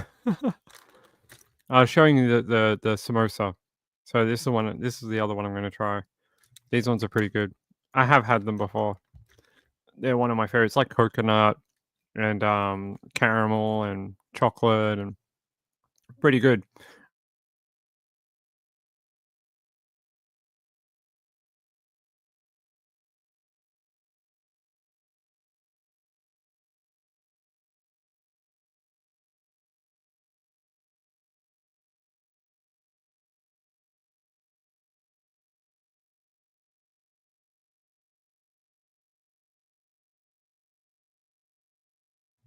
Yeah, they're really good. They're one of my favorites. I really like that with the coconut and the caramel and the chocolate. They're pretty good. Probably one of my more favorite ones. The Adventurefuls are pretty good though. Tastes like a mix between an Oreo and a Tim Tam. Yeah, very tasty, very good. But these lemon ones, I don't think they're going to last very long in this household. They are really, really good. So if Girl Scouts are selling cookies near you, and you like Girl Scout cookies, try the lemon ones. They're pretty good. Actually, Ping's going to have another one because I like. Hold on.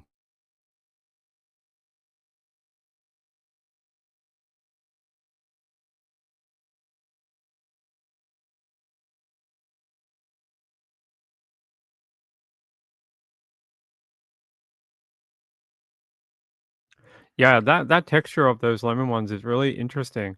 Very much like a meringue. It's the only thing I can tell you that tastes similar to it. Almost like a white egg meringue. Very, very similar to the base of that cookie. But really good. Really, really good. Yeah. Well, DJ, thank you so much for sending these in. I really appreciate it. I'm sorry Mrs. Ping couldn't take part. She's unfortunately not. She was all right before, and all of a sudden, she gets these attacks due to her illness, and she's unfortunately suffering right now over that way. So she's not feeling very well. She was going to taste some. Maybe when she's feeling better, I'll get her to come and give her opinion when she's feeling a bit more up to it. But she got her nails done today. Did you get your nails done? Do you like them? Are they cute? She says yes. She got like I don't know, pastel pink with like a real hot pink French tip on it. Looks really cool.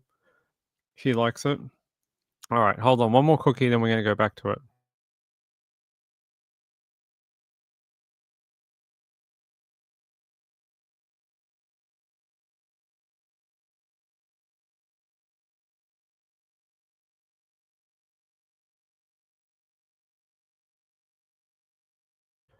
All right. Moonlight View says if you like thin mints, you have to try after 8 mints. Where did I see that the other day?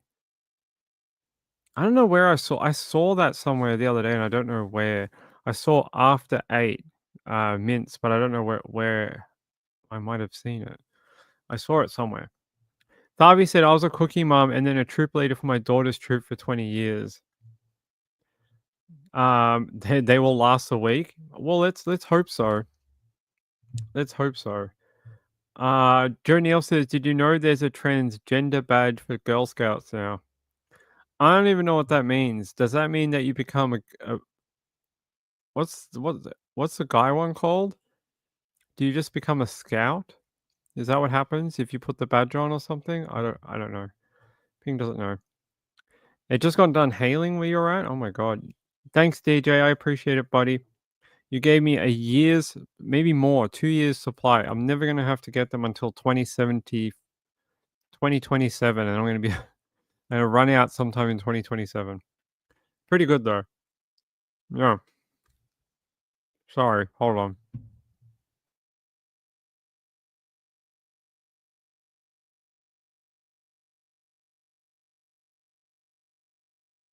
All right. There we go. All right. No more cookies. No more cookies. Ping actually has to eat his lunch after this. So, but they are really good. Really like those. Did we try them all? We tried that one, that one, that one. Yeah, I think we've tried just about all of them. We tried some the other day when they first came in. We got them on Wednesday, but tonight was going to be Tonight was going to be the night I was going to try them with Mrs. Ping, but she's just having an attack all of a sudden, unfortunately, and she's just not camera worthy right now. Barbie says, after 8 mints, I grew up with those. They were my mum's and Nan's favorite. I saw them in a catalog or something. It's a 1 week supply. No, it's not. It'll be like a 2.5 year. I can tell you because I had this amount last time and it lasted us about 18 months. We had a friend called Laura, who I think has now passed away, unfortunately. She lived in Florida and she sent me a box of Girl Scout cookies about this big. And it lasted us, about 18 months. We were still eating tag-alongs like in the following year after they'd already started selling them again. But these are great. It brings back a lot of good memories for me because I had these when I was in America. So I went to America a lot when I was a child, and our relatives were Girl Scouts, and they often had these at the home, and we got to try them when we were children. So even though I'm Australian, part of my childhood was actually eating these when I was a kid. So bit of a cross Pacific relationship with Girl Scouts, apparently. All right. If I keep these here, I'm just going to start eating cookies through the show. I'm going to have to move them, I think. They're British. Oh, are they? Maybe that's why I saw them. We do have a British section at our supermarket, so maybe that's where I saw them. All right. DJ, thank you so much. I appreciate it. Joe Neal says, I wouldn't buy a Girl Scout cookies recently because it was a bunch of boys dressed as girls. Why? How'd you know? Did they tell you? I don't know how that works. What if they all had long hair? If they're all like 8 years old, you could look very easily like a girl. I mean, it's very hard to tell. Snapcrackle Pop says, everyone's alarms going off now. The fire trucks went by. What town? I know. Sorry, I was going to say, what town is this? But no, that's not a good idea. Let me check in on what's going on over there. I want to go to the National Mosaic.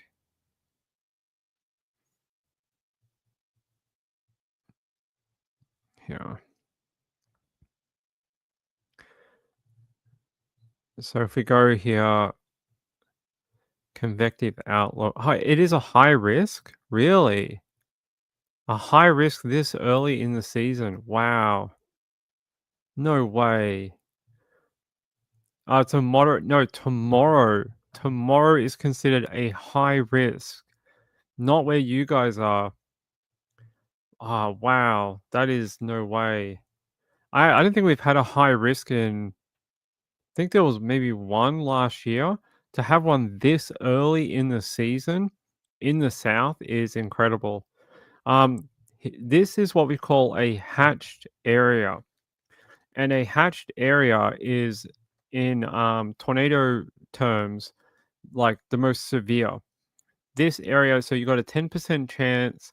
So what that means is a 10% chance of any storm in this area producing a tornado or having a tornado tomorrow. This one here is a 15% chance, and then this purple one in the center is a 30% chance, a 1 in 3 possibility of any storm in this area of having a tornado. And that is why they've got a high risk day. It is Birmingham, Alabama, Jackson, Mississippi, Tuscaloosa, Alabama, Hoover, Alabama, and Hattiesburg, Mississippi, all in that firing line of 30% for a high risk day. That is really abnormal for this early in the spring storm season. Normally this is like a May type thing, like a late May you get, but it would be more over here. So in America, your storm season tends to like constrict to this area, basically where this outline is, during the very early storm season period. This is what we used to call Dixie Alley. And this is where you get most of your tornadoes very early on in the season. And then when we start getting into April and May, it sort of migrates back this way, back to the west, and you get it through Texas, Oklahoma, Kansas, Nebraska, the Montanas, sort of, but sort of this sort of region, Missouri, that type of thing. It stops being around the Gulf states here and goes back to the traditional tornado alley in April, May. And then once you get past May into June, July, it goes further north again, and you get a lot of stuff bordering on Canada up here and the Dakotas, South and North Dakota, and then through the Great Lake region as well, and Illinois. And so it tends to go up here. You get like Iowa and stuff like that. So you have three different, very distinct storm seasons within America each year. And right now, this is such a classic, really super classic early season tornado day. This looks bad to have such a massive hatched area like this, a 30%.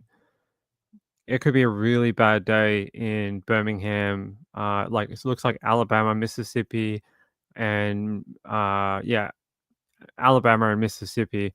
But Tennessee has a significant risk. New Orleans, Atlanta, Georgia, Baton Rouge, and then other places into Memphis, Nashville. Nashville, Tennessee has a 10% risk tomorrow. So if you're in Nashville, Tennessee, Knoxville, Tennessee, Chattanooga, or Tallahassee in Florida, you have a 10% risk of like any EF2 to EF5 tornadoes within a 25-mile point. So really serious day tomorrow. Really serious. You think tonight is interesting? Tomorrow is going to be a really severe day. Very severe. You don't see these high risks very often. I've seen maybe 20 in my entire time doing storm chasing in a 15-year period or something. You don't get a ton of them. Maybe one or two every season. So pay attention tomorrow if you're in those areas. If you're in Tennessee, Missouri, Mississippi, Alabama, all those type of places, pay attention tomorrow. Make sure that warnings are near you, and like you can hear your phone, hear the warnings, hear the EAS system, the emergency alert system. Make sure you can hear it, and listen to your National Weather Service radio. It is a big day tomorrow. I expect tornado, big, long track, severe tornadoes tomorrow. Very severe. Rachel said, my family is near Birmingham. I know some stores in the area are closed tomorrow. I hope they're okay. I hope they've done this before. They know what to do. Brutal. Never seen anything like this early. Really strange. There you go. There's that high-end risk. You can see it without the probabilities there. Very, very weird day. Kathy Lynch says, they mentioned hail. I have nowhere to put my car. That's always a difficult one. You could try putting it near a tree, but that's a really bad idea because the tree could come down or a branch could fall off and hit it. You really just don't have any options, especially if you can't find an underground parking structure or like an awning. It's hard. We have it here. Like I don't have an awning here, and when we get hail, we just have to cop it. So yeah, maybe find a neighbor if they have a garage that you can borrow. All right, let me close down some of these.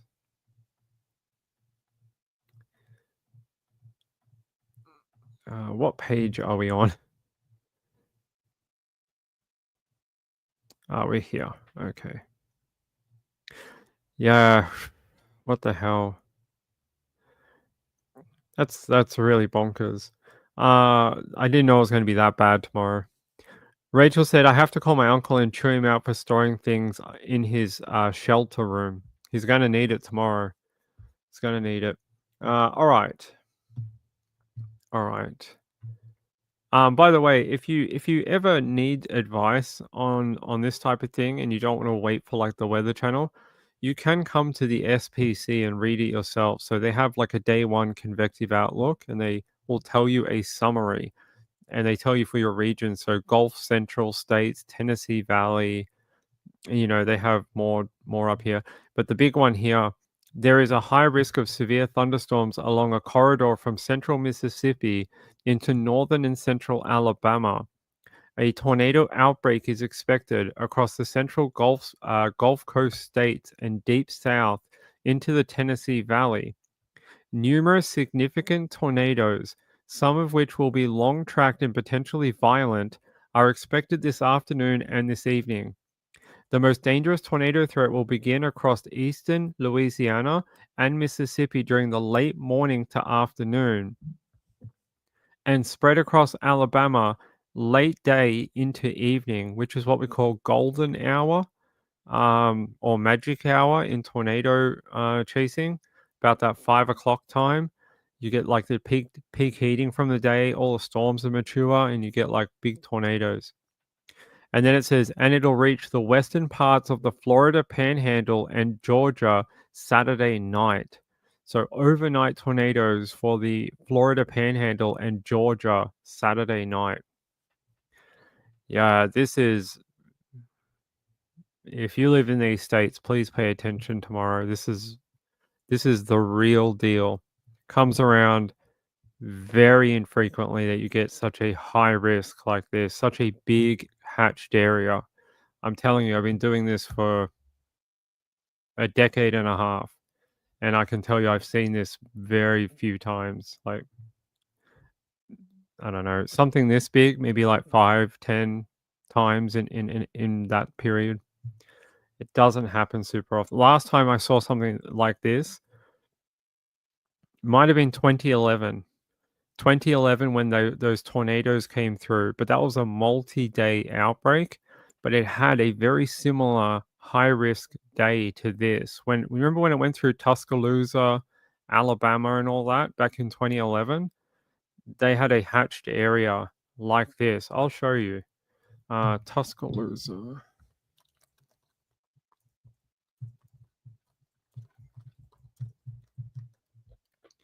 One of the most wild tornadoes I have ever seen. Yeah, I'll take you to the University of Alabama. This is a large, violent tornado coming up on downtown Tuscaloosa. Be in a safe place right now. This will be a day that will go down in state history. April 27th, 2011 is a date that will forever mark Tuscaloosa and the University of Alabama community. A decade has passed since an EF4 tornado touched down in Tuscaloosa, tearing apart buildings and leaving wreckage in its path. 6 UA students and 1 UA employee were killed in the storm. In total, 253 lives were lost across the state of Alabama, including 53 from Tuscaloosa. The UA community will never forget those who died and the thousands who suffered from the devastation of that fateful day.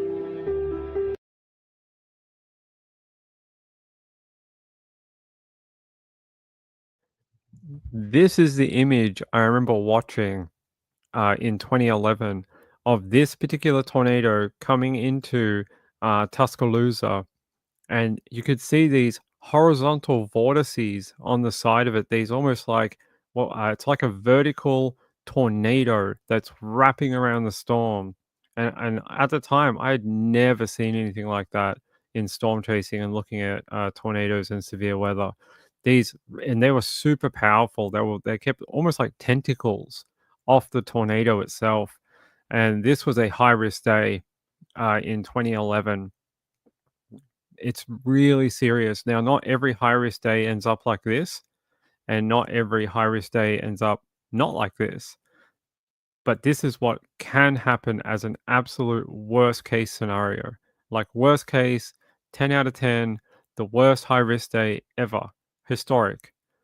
This happened. No one thought this was, actually, forecasters that day did know this was going to be a bad day. People had talked about it for about a week beforehand. But this can happen on a high risk day. I promise. I've seen other high risk days where EF5s have come down, EF4s, stuff like that. Pay attention. They can come into populated areas like this, especially in Georgia, Mississippi, Alabama. There's a lot of built up places, especially in the cities like Tuscaloosa, Birmingham. Pay attention tomorrow. I know I don't have to say this. I know the people that live there are very weather aware. They like weather. They stay close on updates. It's part of their life. So, but yeah, just got to put out the warning. It's very serious. All right. Yeah, that tornado. I don't think I've ever seen anything like it ever again. It's one of the most crazy looking things I've ever seen. It just had all these tentacles that were wrapping around it, these horizontal vortices. Here's another photo of it. I don't know if I can bring it up. No, I can't. Sorry, I can't bring that one up. That was a good one though. Trying to find one with all those horizontal vortices coming off it for you. But there was a video of a sky cam. There was like a sky cam of this particular tornado as it came into the town, and everyone's just staring at it on the TV. Like the news reporters just going, "What the F and F?" Like they just didn't know what they were looking at. They were just like, "This thing is gigantic." Here's another one. You can see those horizontal vortices, not quite as strong as it was later. Those things were really thick later on, not as wispy as this. They were way stronger. I mean, you can see them almost coming off the tornado like tentacles. Not seeing that very often, but yeah. Sorry, we moved into a weather channel all of a sudden. I was a bit shocked by the high risk day tomorrow. I wasn't expecting to see that. All right. Let's keep going. Let's keep going. Let's see. Let's talk about the American who picked up the baby wombat. Let's talk about dumb people. Let's talk about dumb people. Let's get people riled up before we finish the show tonight. Here's that video. So this is a video we were talking about earlier about the girl with the baby wombat. Just caught a baby wombat.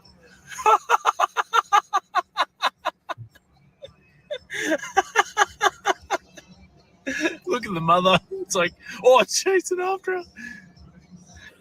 I caught the baby wombat.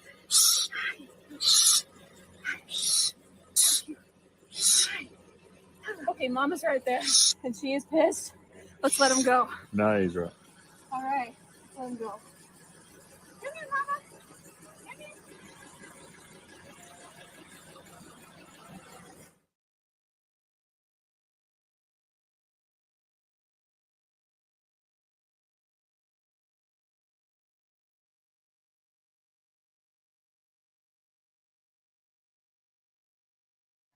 Sean, I didn't get a video from you. I would have replied. I don't know. Yeah, if I'm looking through my, I was wondering where you were because I hadn't got an email off you in like a week. The last person to email me was JDR, and then all today I had another one from JDR overnight that I hadn't had a chance to reply to yet. And then the rest were DJ, and even yesterday I have one from my friend Kelly. I have one about the meeting I had yesterday, Amy D, DJ, I Hate Mornings, DJ, Amy D. Like I haven't heard from you in like a week. Yeah, I know. Isn't that crazy? She just picked up the wombat and ran away from the mother. It's you would have done the same thing.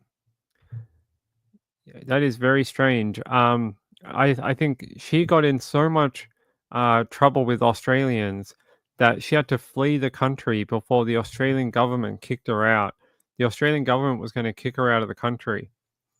She's on a visa to Australia. There she is, seeming so delighted with the baby wombat.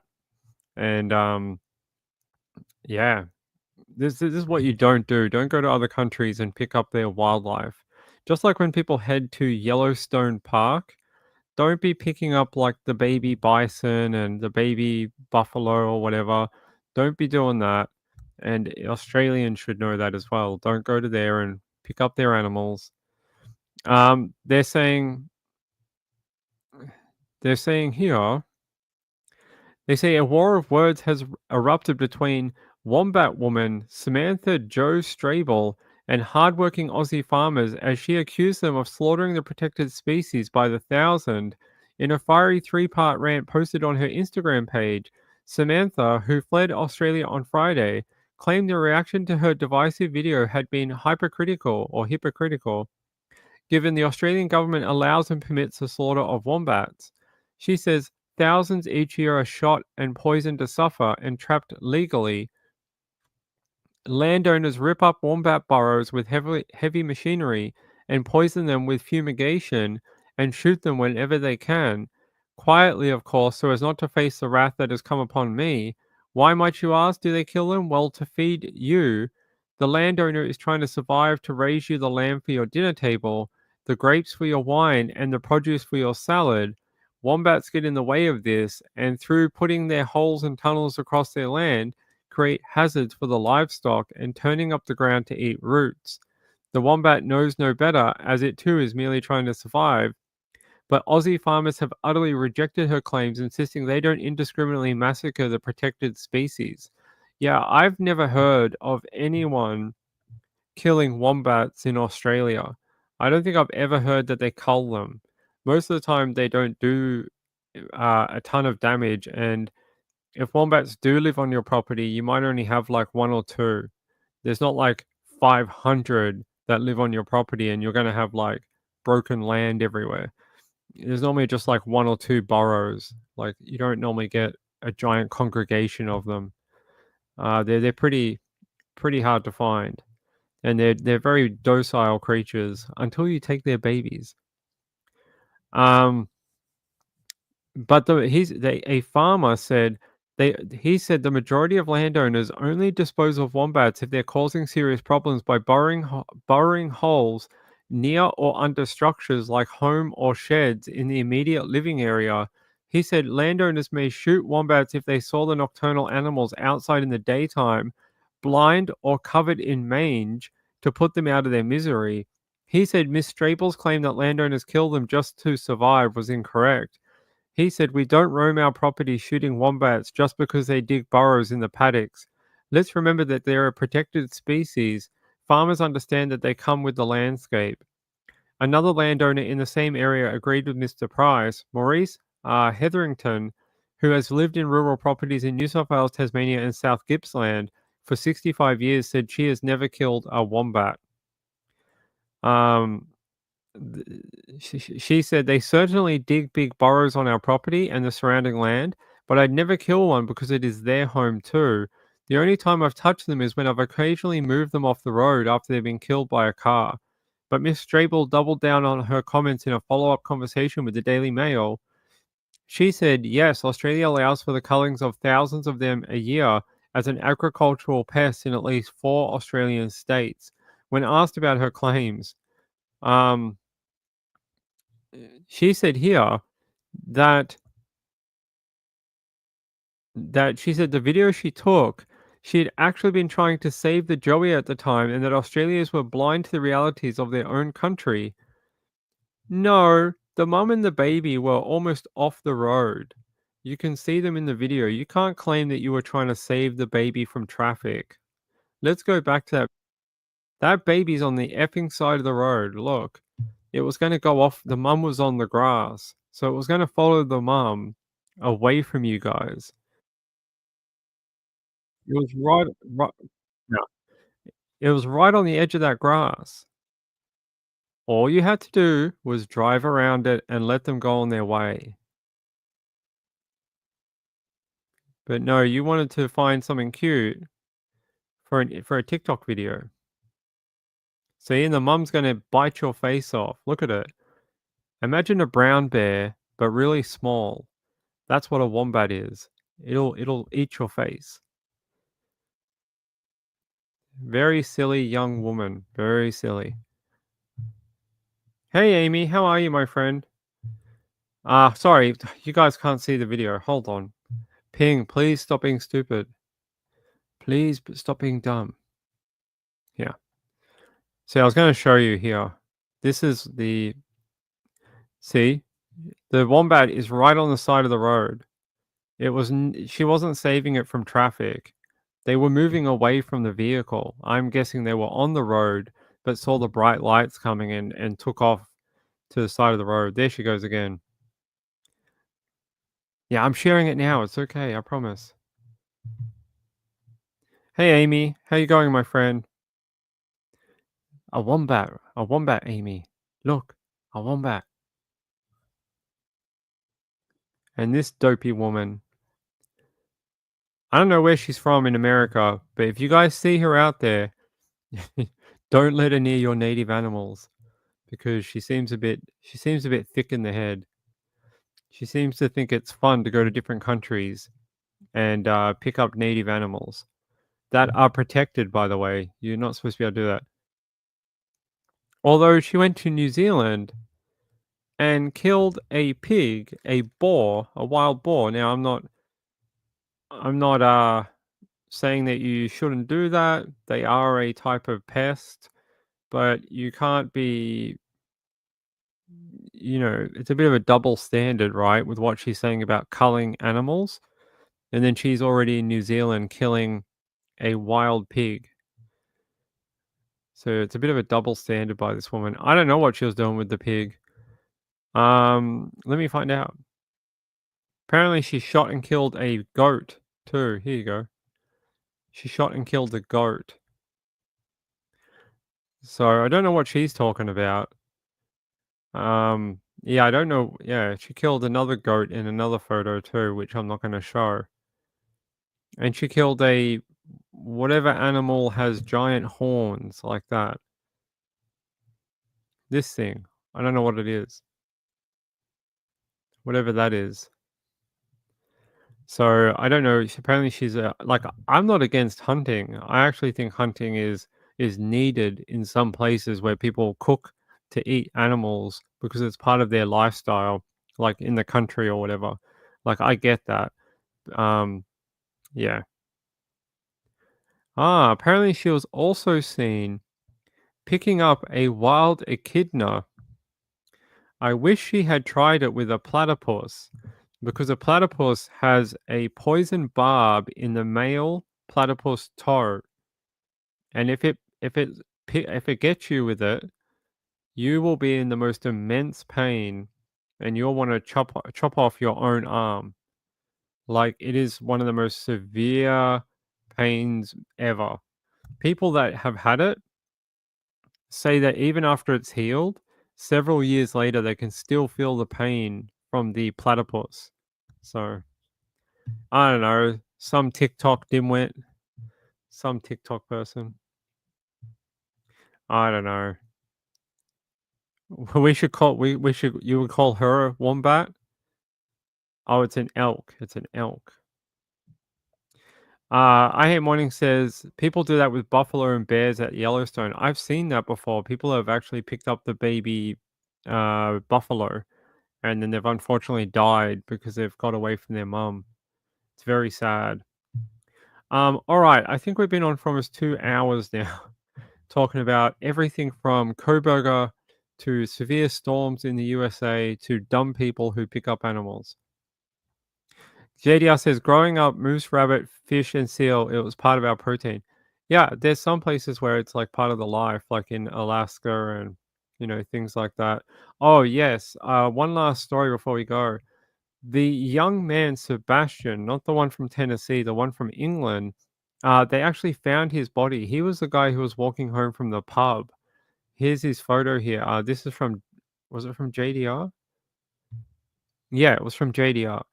She sent it to me. Apparently, he was reported missing in February after trying to walk home from a pub, and they actually found his body finally. Really, really bizarre that it took so long. Here, I'm just trying to... Here, we'll go to the BBC. There's a photo of Sebastian. They say here, a body has been found in the search for a missing 21-year-old man, police have said. Wiltshire police said on Tuesday afternoon that divers looking for Sebastian, who vanished after leaving a pub in Chippenham, on the 27th of February had recovered a body. The force said while formal identification had not yet taken place, his family had been made aware of the discovery. Superintendent James Brain, okay, said the development would be a devastating one for the family and offered his sincere condolences. They say Sebastian was last seen walking along Lovers Lane in Chippenham around 23:30 GMT, so just before midnight, after leaving the Black Horse pub, and is thought to headed south on Avon Valley Walk towards his home in Notton. They say Wiltshire Police said officers, volunteers from the Search and Rescue, Lowland Rescue Oxfordshire, and specialist support teams from other forces, local businesses, and support charities had been working tirelessly to find him. And in a public appeal for information on the 5th of March, his family said they were very close and described him as a much loving son. They said search teams looking for him had previously located another body in the same area, but it was that of a man in his 70s, with police saying the discovery was not linked to Sebastian at all. So while searching for him, they found a 70-year-old man, but finally they figured it out and they finally found Sebastian. So you did? I'm sorry. I get a lot of emails sometimes. People have to eat. That's right. Let's see. Paragould, Arkansas is getting hit hard right now. Let me see if we can find a thing.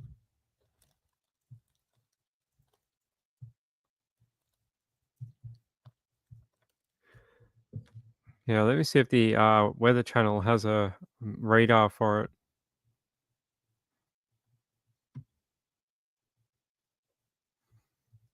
It looks like the storm has passed that area. There is a cell behind it, but it doesn't. It looks like the actual front of that has actually moved forward now. Well, let me play. Yeah, let's go back.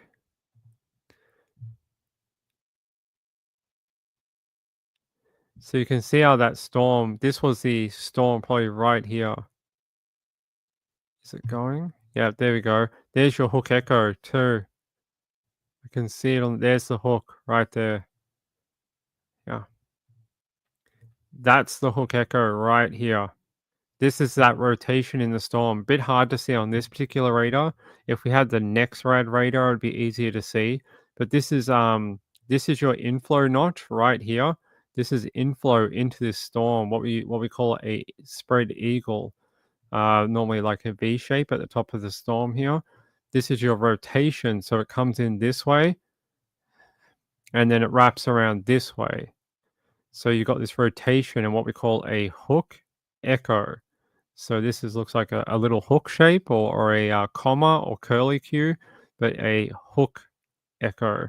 So if there was a tornado, it would be right here in the storm, right in this part somewhere. And there'd be a tornado on the ground somewhere around here. So it probably went through Oak Grove's Heights, somewhere around Knoxburn, Unity, Cotton Belt, somewhere around there. Probably came through Campground and a few other places, but this is a pretty big storm. So that is your hook echo.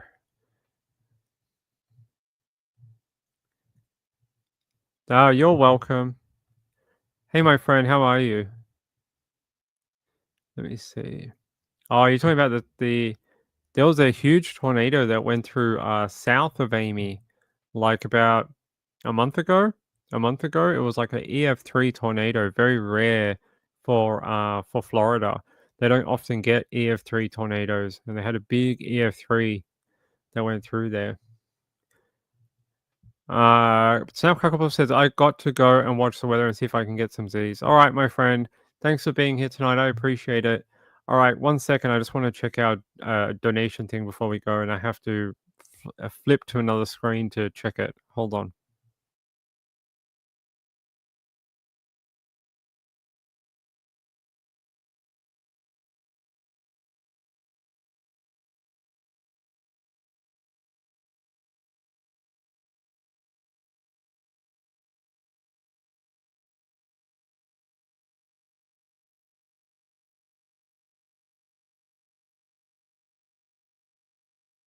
All right. Yeah, thank you all. Everyone be safe out there. I may actually come on very early in the morning tomorrow, USA time, and cover some of this high risk tornado day. So I may actually do some weather coverage in the morning. I think it would be really beneficial and for people to be able to hang out if you're in this area. I can show you some details and we can go through some of the impact zones and things like that. So we can do that. I think they said from mid morning in American time is the biggest risk for that area down near the Gulf. So we could do that in the morning. I wouldn't mind. Wouldn't mind doing storm coverage for you, and I can teach you what to look for on these radars. You have 3 hours before you have to get up. Praying for Paragould, Arkansas. Yeah, did that have a PDS on it? It looks like it. Hold on.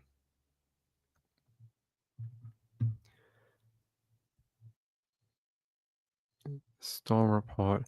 Yeah, wow. Those storms, those nighttime tornadoes really picked up since we got on the air. You can see here, actually. This will be the last thing I do, but I'll show it to you. You can see there was a line that went through here. A line of tornadoes, maybe a family of tornadoes, or multiple reported, or it lifted and put down another one as the line of storms went through. And you see another line here, maybe 2, maybe one up through here, and a second one here. And then a whole bunch right here, a whole bunch of tornado reports in these red triangles. So there's been a lot of action this morning. And you're seeing this tonight. Already 22 tornadoes reported today. Well, yesterday. Tomorrow, a high-risk day. It is going to be really very, very concerning. Ping is very concerned for everyone down there. So please stay really safe out there. And yeah, tune into our coverage. We're going to have coverage tomorrow for you, okay? Hang out with me tomorrow, early in the morning USA time, and I'll come out for you. Oh, Kathy, thank you so much. That is very, very kind of you. I appreciate it. I really do. We work hard to bring these content to you every night. So thank you. It's very, very, very kind of you. Yeah, stay safe tomorrow. Did you ask what time tomorrow? I think it said for Tennessee that it might be later in the day.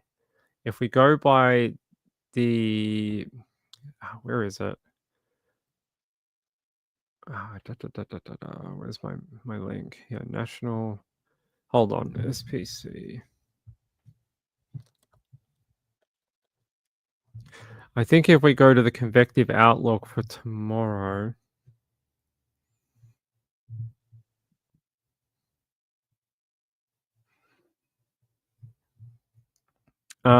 Gulf State, Tennessee Valley, strong cyclone that is lifting northeast across the upper Mississippi Valley will eject into northwest Ontario later today as a very strong mid-level speed max digs southeast across northern Mexico into south central Texas.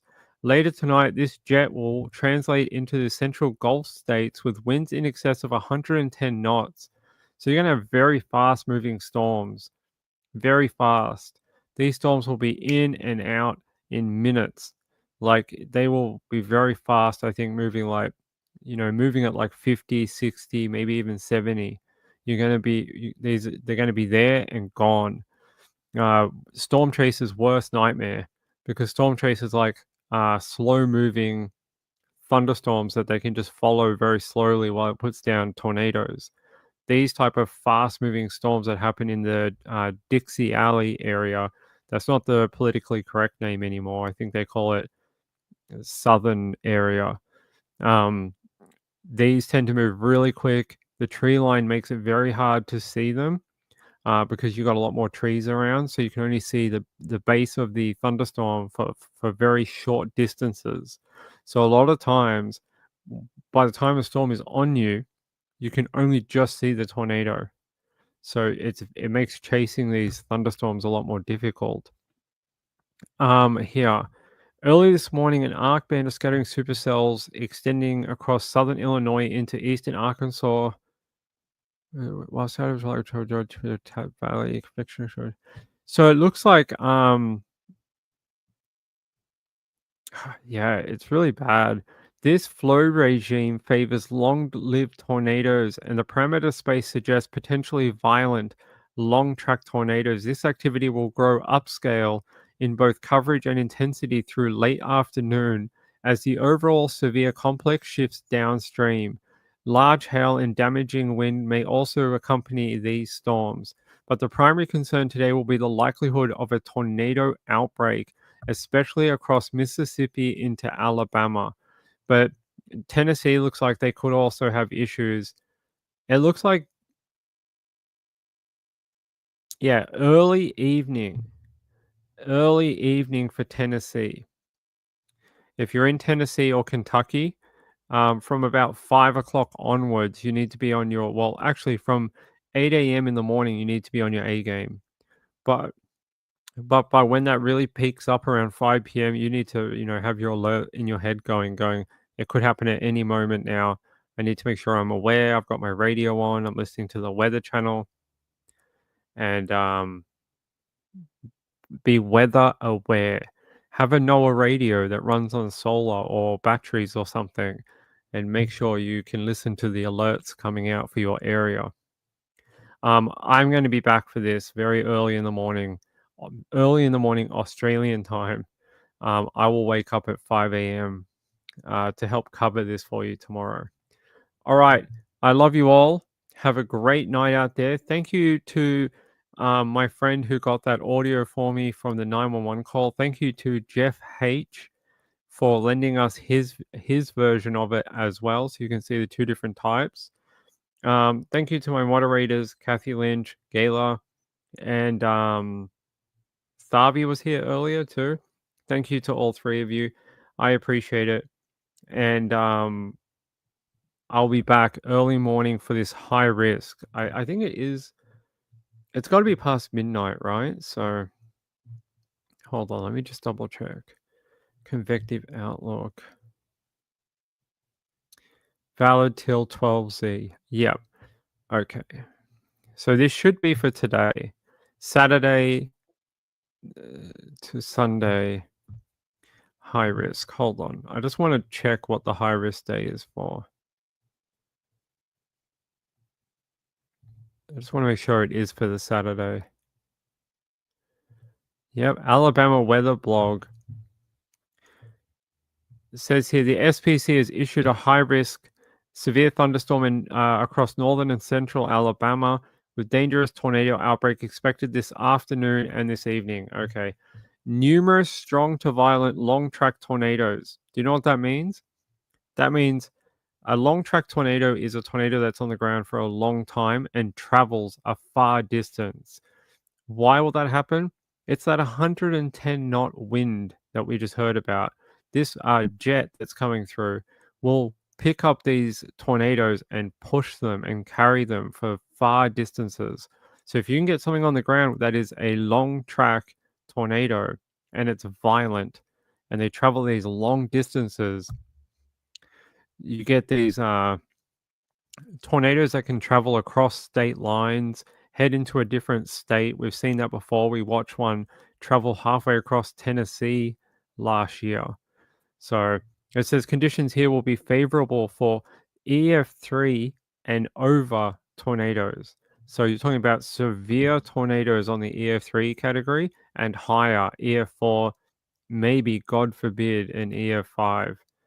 Large hail, damaging winds. This is a life-threatening weather event, and residents should be prepared to take action when warnings are issued. Here's that more localized, this purple region, but don't discount the orange and the yellow either. But this purple region, Tuscaloosa, Montgomery, maybe even Birmingham, even Decatur up here, Huntsville, it may be, Talladega, even Auburn. So even Mobile. Be on your alert tomorrow if you live in these counties. It's not a joke. It's like this is the full go time. All right. I love you all. I'll see you in the morning for the high risk day. We'll follow tornadoes in the morning. It will not be a true crime show. It'll be a weather only show. So come and hang out and talk weather tomorrow for me. Oh, Moonlight View is here. Oh, hey, my friend. I missed you. Sorry.